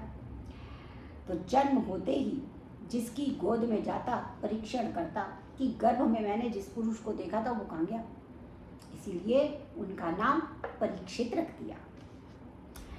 जब उनका नामकरण संस्कार हुआ, बालक का कर्म हुआ, स्वस्ति वाचन हुआ, ब्राह्मणों ने बालक का नाम विष्णुरात रखा, क्योंकि गर्भ में भगवान श्री कृष्ण ने उसकी रक्षा की थी। अब दैवज्ञों ने जो उनके भविष्य का वर्णन करते हुए कहा, वो कितना सुंदर था। देखिए कि उन्होंने कहा कि ये दशरथ नंदन श्री राम की तरह ब्राह्मण भक्त होगा, शिवी की तरह ये महाराज शिवी के समान दाता होगा, दुष्यंत के समान ये यशस्वी धनुर्धरों में धनुर्धर सहस्त्रार्जुन और कौंतेय अर्जुन के समान होगा, अग्नि के समान दधर्ष, समुद्र के समान दुस्तर आश्रय देने वालों में लक्ष्मीपति भगवान विष्णु के समान होगा, रंती देवी के समान उदार होगा, ययाति के समान धार्मिक होगा और धर्म की रक्षा के लिए कलयुग का निग्रह करेगा। ब्राह्मण के श्राप के कारण तक्षक के जो डसने से इसकी मृत्यु होगी, परंतु महाराज आप चिंतित ना हो, मृत्यु का समय निकट आने पर ये अपना राज्य छोड़कर चले जाएंगे और इन्हें मोक्ष प्राप्त होगा। जब ज्योतिषियों ने इस प्रकार का वर्णन किया तो महाराज युधिष्ठिर प्रसन्न हो गए, ब्राह्मणों को दक्षिणा दी और वो सब ब्राह्मण अपने अपने स्थान में चले गए। अब क्या हुआ कि शौनक जी, अब महाराज विदुर जो हैं, विदुर तीर्थ यात्रायां मैत्रेयात्मनो गतिम ज्ञात्वा गाधस्तिनापुरम ताया वाप्त विवित्सिता। शौनक जी महाराज विदुर महर्षि मैत्रेय से आत्मज्ञान प्राप्त करके तीर्थ यात्रा करके हस्तिनापुर लौट आए। धर्मराज युधिष्ठिर और पांडवों ने महात्मा विदुर को आया देख प्रसन्नता से उनका स्वागत किया है। महात्मा विदुर एक दिन एकांत में महाराज धृतराष्ट्र के पास गए और उन्होंने कहा कि आपको कहीं कहीं बिल्कुल भी जो है वो लाज शर्म नहीं आती, आपका शरीर बुढ़ापे का शिकार हो गया, आपने जिनको मारने के लिए सारे यत्न कर लिए, लाक्षागृह से लेकर और विष देने तक, उन्हीं के टुकड़ों पे पल रहे हो, आपके जीवन को धिक्कार है। आपने जिन्हें अग्नि में जलाने का प्रयास किया उन्हीं के पास जी रहे हो। आपकी मोह ममता का त्याग करो, उत्तर दिशा की ओर यात्रा करो। और महाराज धृतराष्ट्र ने कहा, विदुर तुम सही कह रहे हो, हम वृद्ध हैं और अंधे हैं, कहीं जा नहीं सकते। महात्मा विदुर ने कहा, यदि हृदय में आस्था है तो बंद दरवाजे में भी रास्ता है। महात्मा विदुर रात्र में बिना ही बताए किसी को बताए धृतराष्ट्र और गांधारी को साथ लेकर उत्तराखंड आ गए। यहाँ प्रातःकाल जब युधिष्ठिर जागे तो उन्होंने कहा, अरे धृतराष्ट्र और गांधारी कहाँ गए। अत्यंत दुखी हुए कि संजय मुझसे ऐसा कौन सा अपराध हो गया जिसके कारण चाचा मुझे छोड़ के चले गए। धर्मराज इस समय विलाप कर रहे थे तो उसी समय नारद जी आगे पधार गए। उन्होंने कहा कि वो अपने दक्षिण भाग में गंगा जी सप्त ऋषियों को, जहाँ हिमालय ने गंगा जी को 7 भागों में विभक्त कर दिया है, उस क्षेत्र में गए हैं। वहाँ त्रिकाल स्नान करते हैं, अग्निहोत्र करते हैं और अपनी लोकेशना वित्तेषणा इन सबसे दूर होकर करते हैं। उन्होंने अपने आसन को जीतकर प्राणों को वश में कर लिया है, इंद्रियों से अपने विषय को लौटाकर अंतर्मुखी हो गए हैं, भगवान की धारणा करके उनके रजोगुण सतोगुण तमोगुण सारे नष्ट हो गए हैं और थोड़ी देर में वह अपने शरीर का त्याग कर देंगे, उनका शरीर जलकर भस्म हो जाएगा और गांधारी सती हो जाएंगी। धृतराष्ट्र का मोक्ष देखकर महाराज प्रसन्न हो जाएंगे और तीर्थ यात्रा में निकल जाएंगे। देव ऋषि नारद ने जब इस प्रकार बताया तो युधिष्ठिर का शोक दूर हो गया। अब देव ऋषि नारायण नारायण नारायण का जप करते हुए वहां से चले गए। अर्जुन श्री कृष्ण क्या करना चाहते हैं, क्या करना चाहते हैं जानने के लिए द्वारका वासियों की कुशल क्षेम जानने के लिए द्वारकापुरी गए। जब उन्हें गए हुए बड़े सारे दिन बीत गए और वापस नहीं आए तो युधिष्ठिर जो है बड़े चिंतित हो गए कि 7 महीने बन गए बीत गए और अभी तक अर्जुन नहीं आए। और उनको और उसमें चिंता हो रही है। कैसी चिंता हो रही है कि भाई ये गए नहीं हैं, मेरा हृदय घबरा रहा है, अपशगुन हो रहे हैं और आंखों बार बार फड़क रही है दाई आंख। तो प्रातःकाल सूर्य की ओर मुख करके सियार रो रहे हैं, देवताओं की मूर्तियों से अश्रु बह रही है। क्या हुआ, यह देखकर मुझे भविष्य के प्रति चिंता हो रही है। तो उन्होंने इतने में अर्जुन को आता देखा। अर्जुन एकदम उदास था। तो स्वजना क्या हुआ, अर्जुन द्वारका में हमारे स्वजन संबंधी सब कुशल से तो है, और तुम इस प्रकार रो क्यों रहे हो, तुम बहुत दिनों तक द्वारका में क्यों रुके, कहीं तुम्हारा किसी ने अपमान तो नहीं कर दिया, अथवा ब्राह्मण गाय वृद्ध रोगी कोई स्त्री अथवा शरण में आए हुए किसी का तुमने त्याग तो नहीं कर दिया, या फिर वृद्धों को छोड़कर तुमने अकेले भोजन तो नहीं कर लिया। इस प्रकार से भगवान पूछ रहे थे। और उन्होंने कहा हो ना हो अर्जुन, जिससे तुम अपना प्रियतम परम हितैषी समझते हो वही तुम्हें छोड़कर चले गए हैं, तुम कृष्ण से रहित हो गए हो, इसके अलावा तुम्हारे दुख का कोई और कारण दिखाई नहीं देता। जब धर्मराज युधिष्ठिर की इस प्रकार की बात सुनी तो उन्होंने कहा, आंसुओं को पोंछा और अर्जुन कहने लगे, वंचितो हम महाराज हरिना बंधुरूपिणा येन मे पहतम तेजो देव विस्मापनम महत्। उन्होंने कहा, भैया भगवान श्री कृष्ण ने मित्र का रूप धारण करके मुझे ठग लिया। जिन श्री कृष्ण की कृपा से मैंने राजा द्रुपद के स्वयंवर में मत से भेद कर द्रौपदी को प्राप्त किया, इंद्र पर विजय प्राप्त के अग्नि को खांडव वन प्रदान किया, मैं दानव से इंद्रप्रस्थ सभा को प्राप्त किया, और जिनकी कृपा से युद्ध में मैं भगवान शंकर को आश्चर्य में डालकर पाशुपत अस्त्र प्राप्त किया, उन्हीं श्री कृष्ण से मैं रहित हो गया। द्वारका से श्री कृष्ण की पत्नियों को ला रहा था, मार्ग ने मुझे भीलों ने मुझे अबला की भांति परास्त कर दिया। तदैव धनुश्च ईश्वासरथो हयास्ते सोहम रति निपतयो यत आनमन्ति सर्वं क्षणेन तदभूत सद शरीरक्तम भस्मन हुतम कुहरगाधिमोक्तम उष्यमाम। यही मेरा वही गांडीव धनुष है, वही बाण, वही रथ, वही घोड़े, वही रथी, वही मैं अर्जुन, जिसके सामने दिग्विजय बड़े बड़े राजा सिर झुकाते थे, परंतु कृष्ण के न रहने पर सब शक्तिहीन हो गए। मनुज बली नहीं होत है, समय होत बलवान, भीलन लूटी गोपिका, वही अर्जुन वही बाण। महाराज, सभी द्वारकावासी ब्राह्मणों के श्राप से मोहग्रस्त होकर वारुणी मदिरा पीकर आपस में लड़ झगड़ कर मर गए। मात्र 4-5 शेष है। माता कुंती ने जैसे ही कृष्ण के स्वधाम का गमन की बात सुनी, उन्होंने अपने प्राणों को त्याग दिया। पांडवों ने परीक्षित को राज्य सौंपा और वो स्वर्गारोहण के लिए चले गए। बोलिए श्री कृष्ण चंद्र भगवान की जय। अब महाराज परीक्षित ब्राह्मणों की शिक्षा के अनुसार राज्य करने लगे। उत्तर की पुत्री इरावती से उन्होंने विवाह किया, जिससे जन्मजय आदि उनके 4 पुत्र हुए। एक बार दिग्विजय के समय महाराज परीक्षित ने धर्म वृक्ष का रूप धारण कर एक पैर से पृथ्वी पर घूम रहा था, उसे देखा। उसने अत्यंत दुखी गोरूपी धरणी पृथ्वी से कहा, देवी आप दुखी क्यों हैं? क्या मेरे 3 पैर टूट जाने से मैं एक पैर का हो गया हूँ, इसलिए आप दुखी हैं? वृक्ष कह रहे हैं, या शूद्र राजा तुम पर अब राज करेंगे इसलिए दुखी हैं? अथवा जिन भगवान की श्री कृष्ण ने तुम्हारा भार उतारने के लिए अवतार लिया था, वे अब अपने धाम चले गए इसलिए दुखी हो? तो पृथ्वी ने कहा, धर्म तुम मुझसे जो कुछ भी कह रहे हो वो तुम सब स्वयं जानते हो। जिन भगवान के सहारे तुम संसार को सुख पहुंचाने वाले अपने 4 चरणों से युक्त थे, वही कलयुग में अब तुम्हारा एक ही रह गया है। यह देखकर मुझे दुख हो रहा है। धर्म और पृथ्वी इस प्रकार वार्ता कर रहे थे। उस समय एक शूद्र आया जिसने राजा का वेश धारण किया हुआ था और उस दोनों को पीटने लगा। महाराज परीक्षित ने देखा तो उसमें उन्होंने कहा, जासु राज प्रिय प्रजा दुखारी, सो निप अवश्य नरक अधिकारी। जिसके राज में प्रजा इतनी दुखी हो वो तो नरक का ही अधिकारी है। तो जिस राजा को राज्य में प्रजा को दुख की प्राप्ति होती है वो नरक को प्राप्त करता है। उस पुरुष को मारने के लिए तलवार निकाली और जैसे ही महाराज परीक्षित के वो चरणों में गिर गया तलवार को देखकर, और वृक्ष रूपधारी धर्म से पूछा, आपके 3 पैर किसने काटे हैं, मैं उसको दंड दूंगा। अब धर्म तो धर्म है। उन्होंने कहा, दैवम मन्ये परे कर्म स्वभावम अपरे प्रभु। राजन, कुछ लोग प्रारब्ध को दुख का कारण मानते हैं, कुछ लोग स्वभाव को दुख का कारण मानते हैं कि दुखी होना तो स्वभाव है, और कुछ लोग ईश्वर को दुख का कारण मानते हैं। अब आप बताइए कि इसमें से आपको कौन सा जो है वो श्रेष्ठ लगता है। आप बताइए कि कौन सा आप इसमें से किस कारण को मानते हैं। महाराज परीक्षित ने कहा, आप धर्म का उपदेश कर रहे हैं, क्योंकि जो दोष अधर्म करने वालों को लगता है वही दोष उसका वर्णन करने वालों को भी लगता है। आप वृषभ के रूप में साक्षात धर्म हैं। सुखस्य दुखस्य न कोपि दाता पुरो ददाति इति कुबुद्धि देशा। सुख और दुख देने वाला कोई दूसरा नहीं है। जो दूसरों को अपने दुख का कारण मानता है वो बहुत बड़ा अज्ञानी होता है। कौ न काहु सुख दुख कर दाता, निज कृत कर्म भोग सब भ्राता।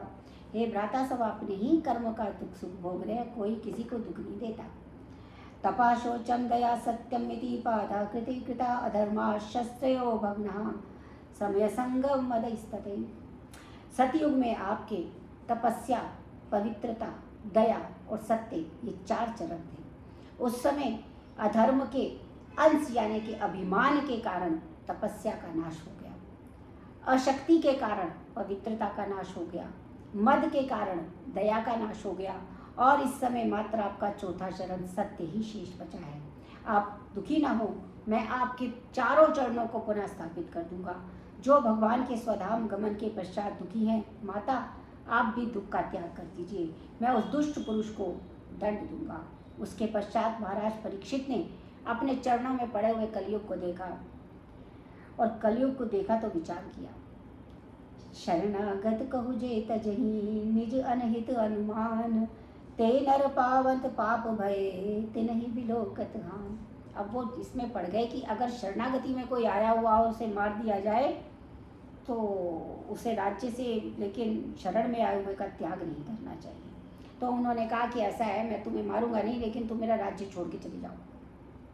अब कलयुग कहते हैं कि भाई मुझे तो हर जगह आपका राज्य दिखाई देता है, आप रहने का स्थान बताएं, मैं जहाँ भी जाता हूँ आपका ही राज्य है।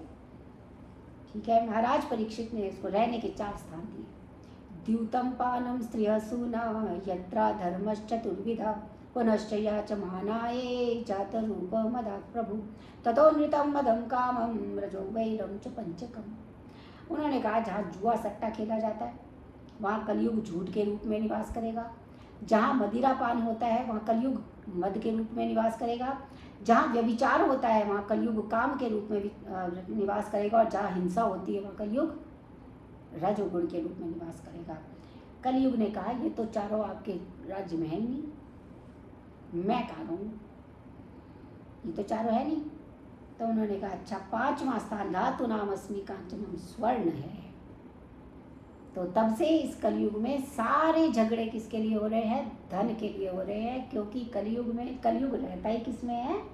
कलयुग में धर्म में, धन में ही रहता है, क्योंकि परीक्षित ने उसको रहने की एक ही जगह बताई, धन। इसलिए स्वर्ण में, स्वर्ण अधर्म के धन से कमाया जाता है, इसमें कलयुग का वास होता है। जो स्वर्ण मेहनत से धर्म पूर्वक कमाया जाता है, भगवान को समर्पित किया जाता है, उसमें भगवान का वास होता है। तो इस प्रकार ऐसा हुआ। अब एक दिन महाराज ने क्या किया, महाराज को जरासंध का जब वध हुआ था तो उसके पास तो बड़ा सुंदर, क्योंकि इतने सारे राजाओं का उसने मुकुट दिया था, बहुत सुंदर था, लेकिन उस समय उसे नष्ट करने के लिए कहा था भगवान कृष्ण ने, और सबने कहा था, लेकिन भीम जी जो है माने नहीं। उन्होंने कहा, नहीं मैं इसे नष्ट नहीं करूँगा, बड़ा सुंदर है, इसे रखेंगे। तो लेकिन भगवान ने कहा कि अगर रखना ही है तो छुपा छुपा के कहीं ऐसी जगह रख देना जहाँ से किसी को ना दिखे। तो उन्होंने बहुत छुपा छुपा के कहीं उसको रखा हुआ था। अब महाराज परीक्षित एक दिन वन को जा रहे थे तो उनका बड़ा मन किया कि ये संदूक के अंदर संदूक में रखा क्या है। जिज्ञासा हुई कि क्या रखा है ऐसा जो कोई नहीं खोलता इसको। उन्होंने खोला और वहाँ सुंदर चमकदार मुकुट दिखाई दिया, और उन्होंने उस मुकुट को धारण करके वो अपना वन को चले गए। और समीप में बहुत भागते रहे वन में, तो उनको प्यास लगी। अब प्यास लगी तो उन्होंने कहा कि पानी पिया जाए, कहीं पानी नहीं दिखा। एक कुटिया में जो है वो समीक ऋषि जो है बैठे हुए थे, उनके पास घड़ा रखा था। उन्होंने पानी मांगा, वो ध्यान मग्न थे, उन्होंने दिया नहीं। महाराज को गुस्सा आ गया, क्रोध आ गया, और उन्होंने क्या किया कि वहाँ पे मरा हुआ सांप पड़ा था, उनके गले में डाला और आ गए। यहाँ उनके पुत्र ने देखा कि खेलते हुए, बालकों के साथ खेलते हुए उनके पुत्र श्रृंगी ने देखा कि मेरे पिताजी के गले में ये कौन डाल के चला गया। उसने उसी समय जो है वो शाप दे दिया कि 7वें दिन आपको जो है दंशती स्म कुलांगारम चोदित होते तद्रुहम, आज से 7वें दिन तक्षक नाम का नाग ये महाराज को ढसेगा और वो उनकी मृत्यु हो जाएगी। ये श्राप देकर श्रृंगी आश्रम लौटाए और जोर जोर से रोने लगे। ऋषि समीक का जो ध्यान भग्न हुआ। उन्होंने कहा कि पुत्र तुम क्यों रो रहे हो? उन्होंने कथा सुनाई। ऋषि समीप ने कहा तो बहुत बुरा किया, तुमने क्रोध में आकर एक ऐसे राजा को श्राप दे दिया जिसके कारण हम सारे यज्ञ कर पा रहे थे, वही तो सबकी रक्षा करते थे। अब यहाँ पर जो महाराज परीक्षित जब अपने राजमहल में पहुँचे तो उन्होंने वो जो मुकुट था उतार के नीचे रखा, और जैसे ही मुकुट उतार के नीचे रखा उनको ध्यान आ गया कि ये तो बहुत बड़ा अपराध हो गया और उस अपराध का प्रायश्चित कैसे होगा। और उन्होंने अपने मन में सोचा कि कोई मुझे ऐसी इसकी सज़ा मिले, ऐसा दंड मिले कि जिसकी किसी ने कल्पना न की हो। ऐसा सोच ही रहे थे कि इतने में श्रृंगी पुत्र आ गया और उसने बता दिया कि आपको जो है जी श्राप मिल चुका है, वो आप 7 दिन में डसने से मरेंगे। आप उन्होंने कहा ठीक है, उचित है मेरे लिए। उन्होंने जन्मजय को सौंपा अपना राज्य और गंगा के तट सुखताल में आकर बैठ गए।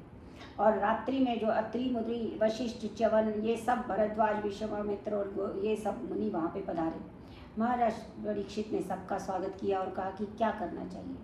जब ऋषिगण किसी भी निर्णय पे नहीं पहुँचे तब उसी समय भगवान श्री सुखदेव जी प्रकट हो जाते हैं और बोलिए श्री सुखदेव भगवान की जय।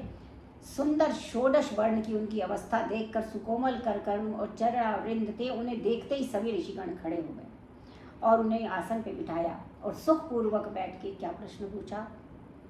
अतः पृच्छामि संसिद्धिं योगिनां परमं गुरुं पुरुषस्य एव यत्कार्यं म्रियमाणस्य सर्वथा यच्छ्रोतम् अव्यथोप्यं यत्कर्तव्यं विप्रभु स्मर्तव्यं भजनीयं वा ब्रूहि यद्वा विपर्ययम्। क्या कहते हैं? जो योगियों के परम गुरु जो सर्वथा म्रियमाण है, जिनकी मृत्यु 7 दिन में होने वाली है, ऐसे पुरुष को क्या करना चाहिए, किसका श्रवण करना चाहिए, किसका जप करना चाहिए, किसका स्मरण करना चाहिए, किसका भजन करना चाहिए, क्या करना चाहिए क्या नहीं करना चाहिए, सब बताने की कृपा करें।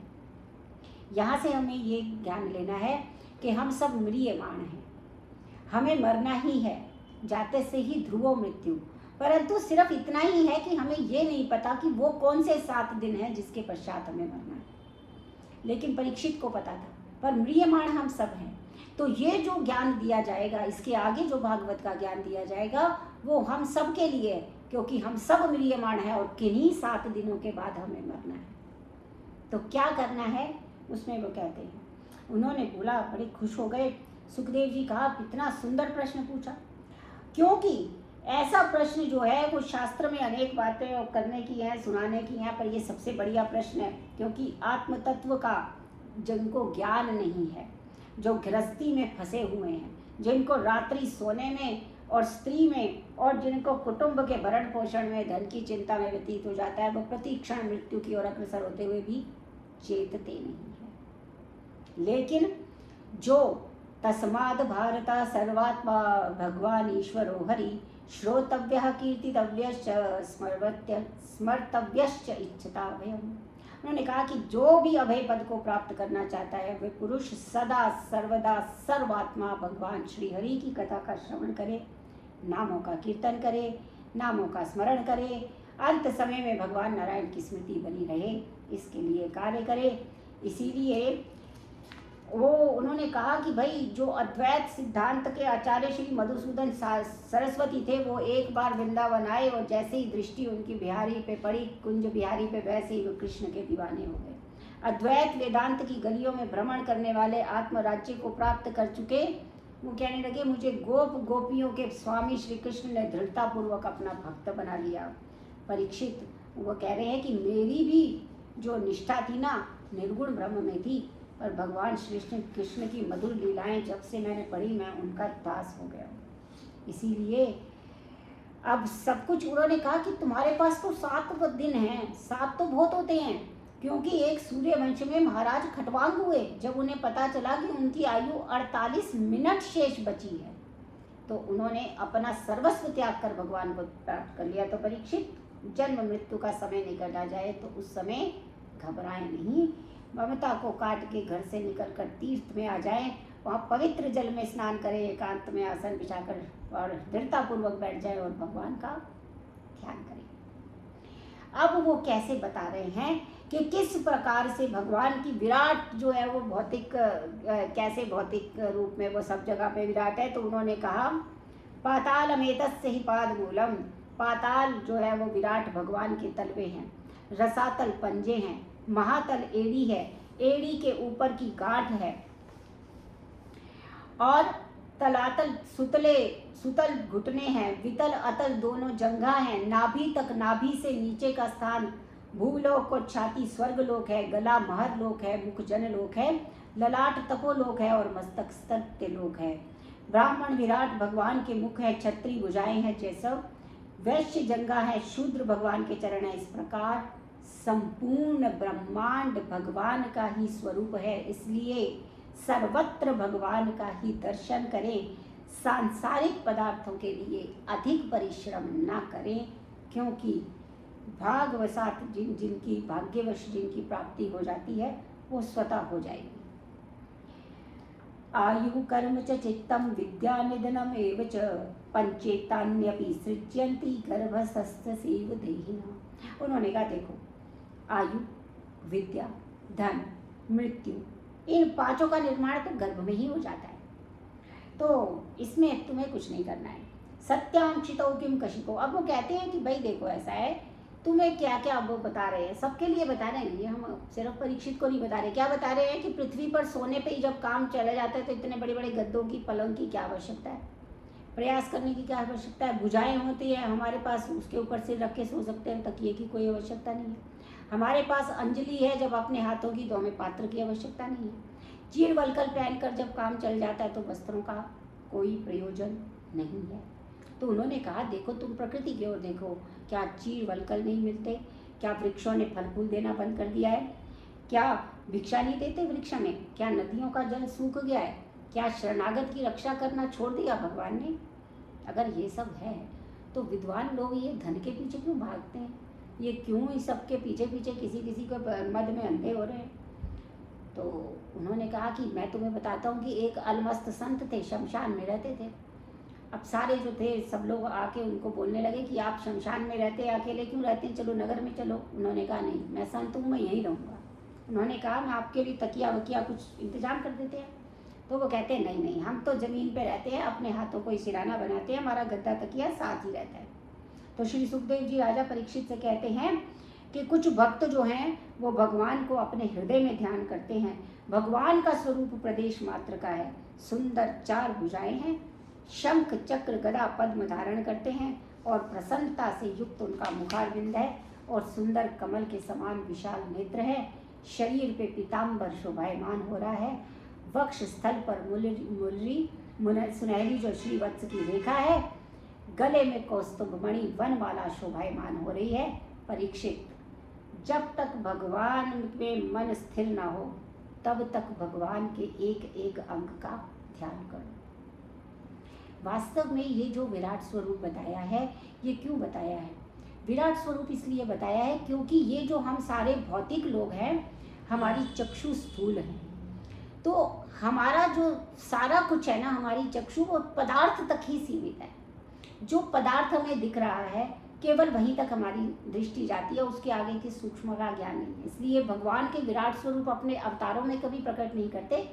वो विराट स्वरूप इसलिए बता दिया कि हर जगह मेरा दर्शन कैसे होगा, कोई पदार्थ होगा तो उसमें कलयुग के लोग अपना देख लेंगे, वरना तो उन्हें कुछ पता नहीं है। हालांकि भगवान स्वयं निराकार है, परंतु वो विभिन्न साकार रूप में अपने आप को इसलिए दर्शाते हैं ताकि हम जैसे कलयुग के तुच्छ प्राणी जो स्थूल दृष्टि पे जो दृष्टिगोचर है उसी को ही मानते हैं, तो उन्होंने अपने आप को अर्चा विग्रह के रूप में प्रकट किया हुआ है। तो ऐसे भगवान श्री कृष्ण की सदैव जय हो। श्री कृष्ण गोविंद हरे मुरारी, हे नाथ नारायण वासुदेवा। अब उन्होंने कहा कि साधक जब इस लोक को छोड़ के जाना चाहते हैं तो दो प्रकार की मुक्ति होती है। एक तो मुक्ति होती है सद्य मुक्ति, और एक होती है मतलब एक मुक्ति जो है वो क्रम मुक्ति होती है। जो साधक सद्य मुक्ति चाहता है, वो जो षड चक्र है हमारे, मूलाधार, स्वाधिष्ठान, मणिपुर, अनाहत, विशुद्धि, 5 चक्रों से प्राण वायु को ऊपर ले जाता है, प्राण वायु को आज्ञा चक्र में स्थित कर देता है, और जो साधक भेदन कर फिर सहस्त्रजार भेदन कर शरीर आदि इंद्रियों को छोड़ के ब्रह्म में स्थित हो जाए, और जो साधक योगियों की भांति अष्ट सिद्धियों को प्राप्त करना चाहता है, आकाशचारी वृद्धि समान भ्रमण करता है, वह क्रम मुक्ति का आश्रय लेकर मन के साथ शरीर को बाहर निकाले, वो साधक फिर अग्निलोक में जाता है। वहाँ उसके बचे खुचे मल भस्म हो जाते हैं। फिर वो ज्योतिर्मार्ग शिशुमार चक्र में पहुँचता है, और शिशुमार चक्र से वो महरलोक में पहुँचता है। और प्रलय के समय जब शेष नाग के मुख में पिघलती हुई लकड़ी जो है वो नीचे के लोगों को जलाने लगती है, तब वह साधक सत्यलोक ब्रह्मलोक में पहुंच जाता है। और ब्रह्मलोक में किसी प्रकार का शोक, बुढ़ापा, मृत्यु ये सब नहीं है। वह साधक अज्ञानी पृथ्वीवासियों के लिए काम धंधे में फंसा हुआ देखता है, तो वापस उन पर कृपा करने के लिए पृथ्वी पर आता है और सांसारिक प्राणियों का कल्याण करके स्वयं भगवान को प्राप्त कर लेता है। तो इस प्रकार एक तो सद्य मुक्ति वाला साधक है जो केवल अपनी मुक्ति के लिए प्रयास करता है और अपने चारों छठों 6 जो चक्र हैं उनके अंदर अपनी प्राणवायु को स्थित करके वो मुक्ति को प्राप्त हो जाता है। परंतु एक क्रम मुक्ति वाला है, ये भक्त है, ये साधक है, ये एक ऐसा साधक है जो अपने साथ साथ और सभी की मृत्यु का प्रयास करता है। उसे क्रम मुक्ति अवश्य मिलती है, परंतु शास्त्र क्रम मुक्ति वाले को अधिक महत्व देते हैं क्योंकि वो परोपकारी है, सबको अपने साथ मुक्ति के रास्ते पर पथ पर ले जाना चाहता है। तो इस प्रकार से उन्होंने कहा कि जो भी जो है संसार में पता है सांसारिक वस्तुओं की भी कामना हो तो उसको वैदिक अनुष्ठानों का ही आश्रय लेना चाहिए। भूत प्रेत आदि के चक्कर में नहीं पड़ना चाहिए। ब्रह्म तेज की जो कामना करता है वो बृहस्पति की उपासना करे, संतान की जो कामना करता है वो प्रजापतियों की उपासना करे, तेज के लिए अग्नि की, धन के लिए अष्ट वसुओं की, स्वर्ग की इच्छा के लिए देवताओं से, आयु की वृद्धि के लिए अश्विनी कुमारों से, रूप की वृद्धि के लिए गंधर्वों से, यश के लिए भगवान यज्ञ नारायण की और विद्या के लिए भगवान शंकर की, पति पत्नी में प्रेम के लिए माँ पार्वती की उपासना करें। और यदि उसे कोई भी कुछ नहीं चाहिए, अकामः सर्व कामो वा मोक्ष कामा उदारधी तीव्रेण भक्ति योगे न यजेत पुरुषं परमम्। कुछ नहीं चाहिए, कोई कामना ना हो, अच्छा समस्त कामनाओं की इच्छा अथवा मोक्ष की इच्छा हो तो तीव्र भक्ति योग से भगवान कृष्ण की उपासना करें। क्योंकि जिन्होंने भी श्वविड वराउष्ट्र खरई संस्तुता पुरुषा पशु ना यद कर्म पथो पेतो जातु नाम मदाई जाथर्थ के गदाग्रजा वो कहते हैं जैसे कभी भी किसी जीवन में भगवान श्री कृष्ण के मधुर लीलाओं का वर्णन नहीं सुना, श्रवण नहीं किया, तो मनुष्य कैसा है? श्व कुत्ते के समान, सूकर के समान, ऊंट के समान, गधे के समान है। कैसे कहा है? जिन हरि कथा सुने नहीं काना, श्रवण रंध्र अहि भवन समाना। जो नहीं करहि राम गुण गाना, जीह सदा दुर्जीह समाना। ते सिर कट तुम वरि समतूला, जे नमत हरि गुरु पद मूला। नयन ही संत दरस नहीं देखा, लोचन मोर पंख कर लेखा। जिन हरि भगत हृदय नहीं आनी, जीवित सम समान तेहि प्राणी। कुलिश कठोर निठुर सोई छाती, सुन हरि चरित न जे हरि शाती। तो ये रामचरितमानस में बालकांड में आया है। जिन्होंने अपने कान से, अपने कर्णपुटों से भगवान श्री कृष्ण की कथा का श्रवण नहीं किया उनके कान सांप के बिल के समान हैं।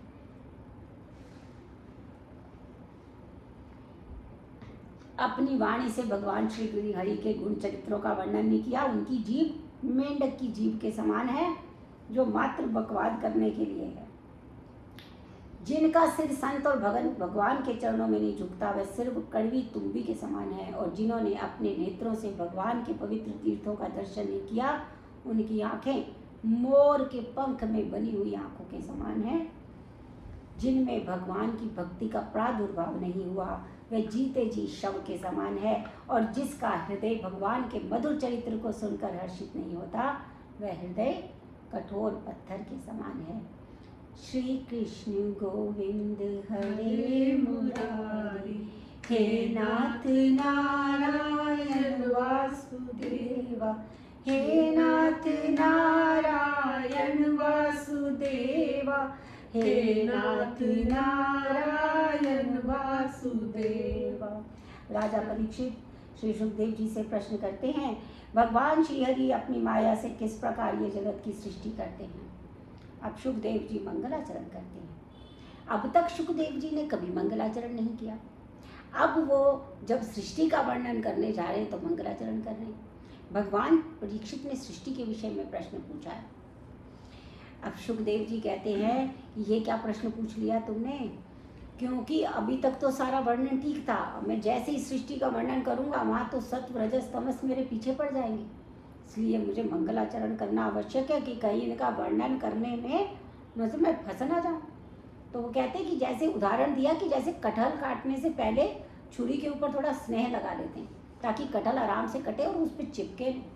उसी प्रकार से मंगलाचरण का स्नेह जो है वो सुखदेव भगवान लगा रहे हैं कि सृष्टि का वर्णन करने में मेरे पे चिपक ना जाए।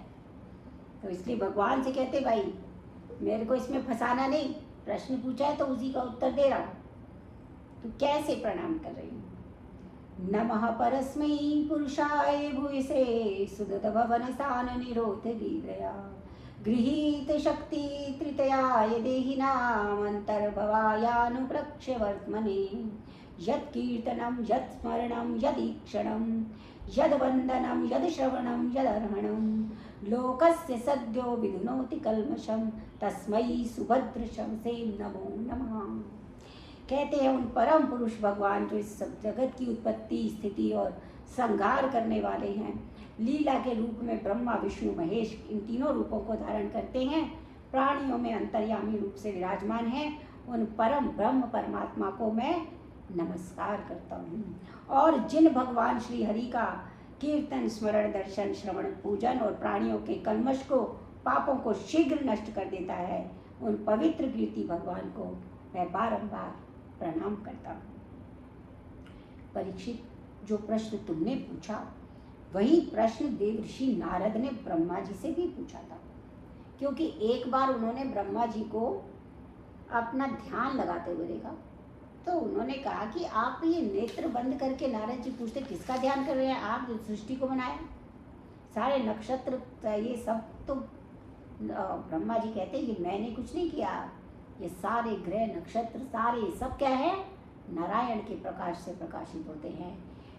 तो बोलेंगे नारायण परावेदा, नारायण परावेदा, देवा नारायणं गजा, देवा नारायण गजा, नारायण परालोका, नारायण परालोका, नारायण परामखा, नारायण परामखा, नारायण परो योगो, नारायण परो योगो, नारायण परम तपः, नारायण परम तपः, नारायणं परम ज्ञानम्, नारायण परम ज्ञानम, नारायण परागतिः, नारायण परागति, देव वेद देवता लोक यज्ञ योग तपस्या ज्ञान गति सबका पर्यावसान भगवान नारायण में ही है। इसलिए उन भगवान नारायण की इच्छा जब एको हम बहुश्यामा की हुई, तो उन्होंने अपने स्वरूप से काल कर्म और स्वभाव को स्वीकार किया, और काल ने 3 गुणों में क्षोभ उत्पन्न किया, जिसमें स्वभाव से उनमें रूपांतरण हुआ, और कर्म ने महत तत्व को जन्म दे दिया। महत तत्व से अहंकार उत्पन्न हुआ, अहंकार के 3 भेद हुए, सत्व रजस तमस। सत्व और रजस के मिलने से 11 इंद्रियां उत्पन्न हो गई, और तमस और जो है उसके मिलने से, रज और तम के मिलने से जो है वो 5 तन्मात्राएं, और तन्मात्राओं से फिर 5 महाभूत, और इस प्रकार से सृष्टि का निर्माण हो गया। तो शक्ति प्रधान बुद्धि और क्रिया शक्ति प्रधान दोनों प्राण उत्पन्न हुए, और इन दोनों ने मिलके, सबने मिलकर ब्रह्मांड की रचना कर दी। लेकिन ये निर्जीव रूप से 1000 वर्षों तक पड़ा रहा निर्जीव रूप में ये। फिर भगवान ने इसमें चेतनता प्रदान की, और इसे फोड़कर विराट पुरुष निकले, जिनके हजारों सिर, हजारों मुख, हजारों नाभि कमल से, फिर उनके नाभि कमल से मेरी उत्पत्ति हो गई। तो इसलिए नारद, इन्हीं भगवान नारायण के में मैं मग्न रहता हूँ। क्यों रहता हूँ? न भारती मेंग मृषोपलक्ष्यते, न वै क्वचिन्मे मनसो मृषागति, न मे ऋषिकेशानि पतन्त्य सत्पथे, यन्मे हृदोत्कंठवता धृतो हरि। वो कहते हैं, नारद, इन्हीं भगवान नारायण को ध्यान के मग्न रहता हूँ, जिसके कारण मेरी वाणी कभी असत्य भाषण नहीं करती, मेरा मन कभी असत्य संकल्प नहीं करता, मेरी इंद्रियां कुमार्ग में नहीं जाती। उत्पन्न होने के पश्चात जब चारों ओर मुझे कुछ भी दिखाई नहीं दिया, तो मैं उनकी अपनी उत्पत्ति स्थिति को जानने के लिए उनकी इच्छा से कमल नाल के सहारे जल में उतरा, परंतु हजारों वर्ष ढूंढने पर भी मुझे कुछ नहीं मिला, पता ही नहीं चला। हार थककर मैं पुनः लौट आया तो आकाशवाणी हुई, स्पर्शेषु यद षोडशम एकविंशम निष्किंचना नाम नृपयद्धनम विदु। आकाशवाणी को सुना तो मुझे 2 अक्षर सुनाई दिए, त और प, अर्थात तप। आकाशवाणी कहाँ से हुई ये जानने के लिए मैंने चारों तरफ सिर घुमाया तो मेरे 4 सिर हो गए। आकाशवाणी को सत्य मानकर मैं तपस्या करने लगा, और मेरी तपस्या से प्रसन्न होकर भगवान ने मुझे अपने वैकुंठ लोक का दर्शन कराया। आज्ञा दी कि सृष्टि करो। मैंने कहा, प्रभु मुझे ज्ञान प्रदान कीजिए, मुझे पता नहीं सृष्टि कैसे करनी है, मैं, और दूसरी बात अगर सृष्टि करते हुए मोहित ही ना हो जाऊं सृष्टि में। तो भगवान ने मुझे चतुश्लोकी भागवत का उपदेश दिया, जिसमें पहले श्लोक में परमात्म तत्व, दूसरे में माया, तीसरे में जीव, और चौथे में मुक्ति के विषय में बताया। कैसे बताया? अहमेवासामवेव अग्रे न अन्यद् यद् सत् सत्परम्, पश्चादहं यदेतच्च यो विशिष्येत सोऽस्म्यहम्। ये चतुश्लोकी भागवत पूरे भागवत का सार है। तो इस श्लोक में भगवान ने परमात्मा का बताया कि परमात्म तत्व क्या है। पहले श्लोक में बता दिया, ब्रह्मा जी इस जगत की सृष्टि से पूर्व भी केवल मैं ही था, इसके पश्चात भी केवल मैं ही रहूंगा, और जब तक जगत रहेगा तब तक मैं ही रहूंगा। हृदयर्थम यत् प्रतीयेत न प्रतीयेत च आत्मनि, तद विद्यात् आत्मनो मायाम यथा भासो तथा तमाम। वास्तविक वस्तु उस परमात्मा को छोड़कर जिसकी प्रतीति होती है, उस आत्म तत्व परमात्मा की प्रतीति नहीं होती, उसे तद्विद प्लस आत्मा, उसे आत्माया कहते हैं। जैसे आकाश में चंद्रमा एक है, परंतु जब आंखों के सामने उंगली रख देते हैं तो वो 2 प्रतीत होते हैं। उसी प्रकार आकाश में तारों के मध्य राहु नामक ग्रह विद्यमान है, परंतु वो दिखाई नहीं देता। इसी प्रकार चराचर जगत में परमात्मा विद्यमान है, परंतु उसका ज्ञान नहीं होता। यथा महांति भूतानि भूतेषु उच्चवचेष्वनु, प्रविष्टानि अप्रविष्टानि तथा तेषु न तेष्वहम्। ये जीव के विषय में कहा। दूसरा माया के विषय में था कि जिसकी प्रतीति होती है वो है नहीं, माया अर्थात जो यह नहीं है वो माया कहलाती है। इसलिए वो है भी और नहीं भी, इस प्रकार का जो भ्रम है वो माया है। तृतीय में जीव के विषय में बताया, यथा महांति भूतानि भूतेषु उच्चवचेषु, यानी कि जो भूत है छोटे बड़े शरीर में आकाश आदि 5 महाभूतों में प्रविष्ट होते हैं, पहले से ही विद्यमान रहने के कारण प्रविष्ट नहीं भी होते हैं। ऐसे ही ब्रह्मा जी को प्राणियों के शरीर में आत्म रूप से सदा प्रविष्ट हूँ, और मेरे अतिरिक्त कोई दूसरी वस्तु है ही नहीं, इसलिए मैं उसमें प्रविष्ट नहीं हूँ। फिर मुक्ति के विषय में बताते हैं, एतावदेव जिज्ञासम तत्व जिज्ञासा अनुसात्मना अन्य व्यतिरेकाभ्याम यत् स्यात् सर्वत्र सर्वदा।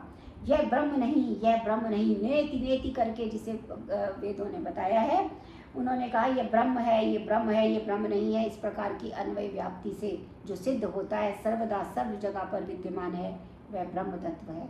तो परमात्म तत्व को जानना चाहते हैं, उनके लिए केवल इतना ही जानने की आवश्यकता है, तो ब्रह्मा जी तुम इस ज्ञान में निष्ठ हो जाओ जिससे कल्प कल्पांतरों में भी सृष्टि करते हुए तुम सृष्टि में मोहित ना हो। इस प्रकार उपदेश देकर भगवान नारायण अंतर्ध्यान हो गए। और इसमें श्रीमद् भागवत में 10 लक्षणों का वर्णन किया गया है। सर्गो विसर्गश्च स्थानम पोषण मूतया मनवंतरेश्चानुकथा निरोधो मुक्तिराश्रया। हमने पहले पढ़ा था कि जो पुराण है वो 5 लक्षण होते हैं, परंतु ये महाभागवत पुराण है इसलिए ये 10 लक्षणों वाला है। सर्ग, इसमें सर्ग बताते हैं, तृतीय स्कंद जो है इसका उसे सर्ग कहते हैं। और इसमें सूक्ष्म सृष्टि का वर्णन किया गया है। तो चतुर्थ स्कंद को विसर्ग कहते हैं, जिसमें ब्रह्मा जी से लेकर चराचर जगत की सृष्टि का विसर्ग है। पंचम स्कंद को स्थान कहते हैं, जिसमें प्रतिक्षण विनाश की ओर बढ़ने वाली सृष्टि को एक मर्यादा में स्थिर रखने से भगवान की श्रेष्ठता सिद्ध होती है, उसे स्थान कहते हैं। छठवें स्कंद में भक्त को पोषण कहते हैं, भगवान की अपनी भक्तों पर अहेतु की कृपा ही पोषण है। और सातवें स्कंद को ऊती कहते हैं, जीवों में ये वासनाएं जिन्हें कर्म बंधन में डाल देती हैं उन्हें ऊती कहते हैं। और आठवें स्कंद को मनवंतर कहते हैं, जिसमें मनवंतर के अधिपति जो मनु राजा पालन रूप सुधर्म का अनुष्ठान करने वाले हैं उन्हें मनवंतर कहते हैं। और नववें स्कंद को ईशानु कथा कहते हैं, भगवान और भगवान के भक्तों की विविध आख्यान और वे सब ईशानु कथा में है। 10वें स्कंद को निरोध कहते हैं, जब भगवान योग निद्रा को ग्रहण कर लेते हैं, शयन करना चाहते हैं, उस समय जीव अपनी उपाधियों के साथ प्रभु में लीन हो जाता है, वही निरोध है। और 11वें स्कंद को मुक्ति कहते हैं, मुक्तिर्हत्वानन्यथा रूपम स्वरूपेण व्यवस्थिति, अनात्म भाव का परित्याग करके वास्तविक स्वरूप परमात्मा में स्थित होना ही मुक्ति है।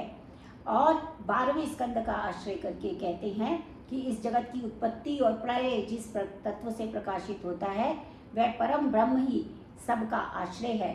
और परीक्षित इन 10 लक्षणों से युक्त श्रीमद् महाभागवत पुराण को ब्रह्मा जी ने नारद को सुनाया और मैं उसे अब मैं सुना रहा हूँ।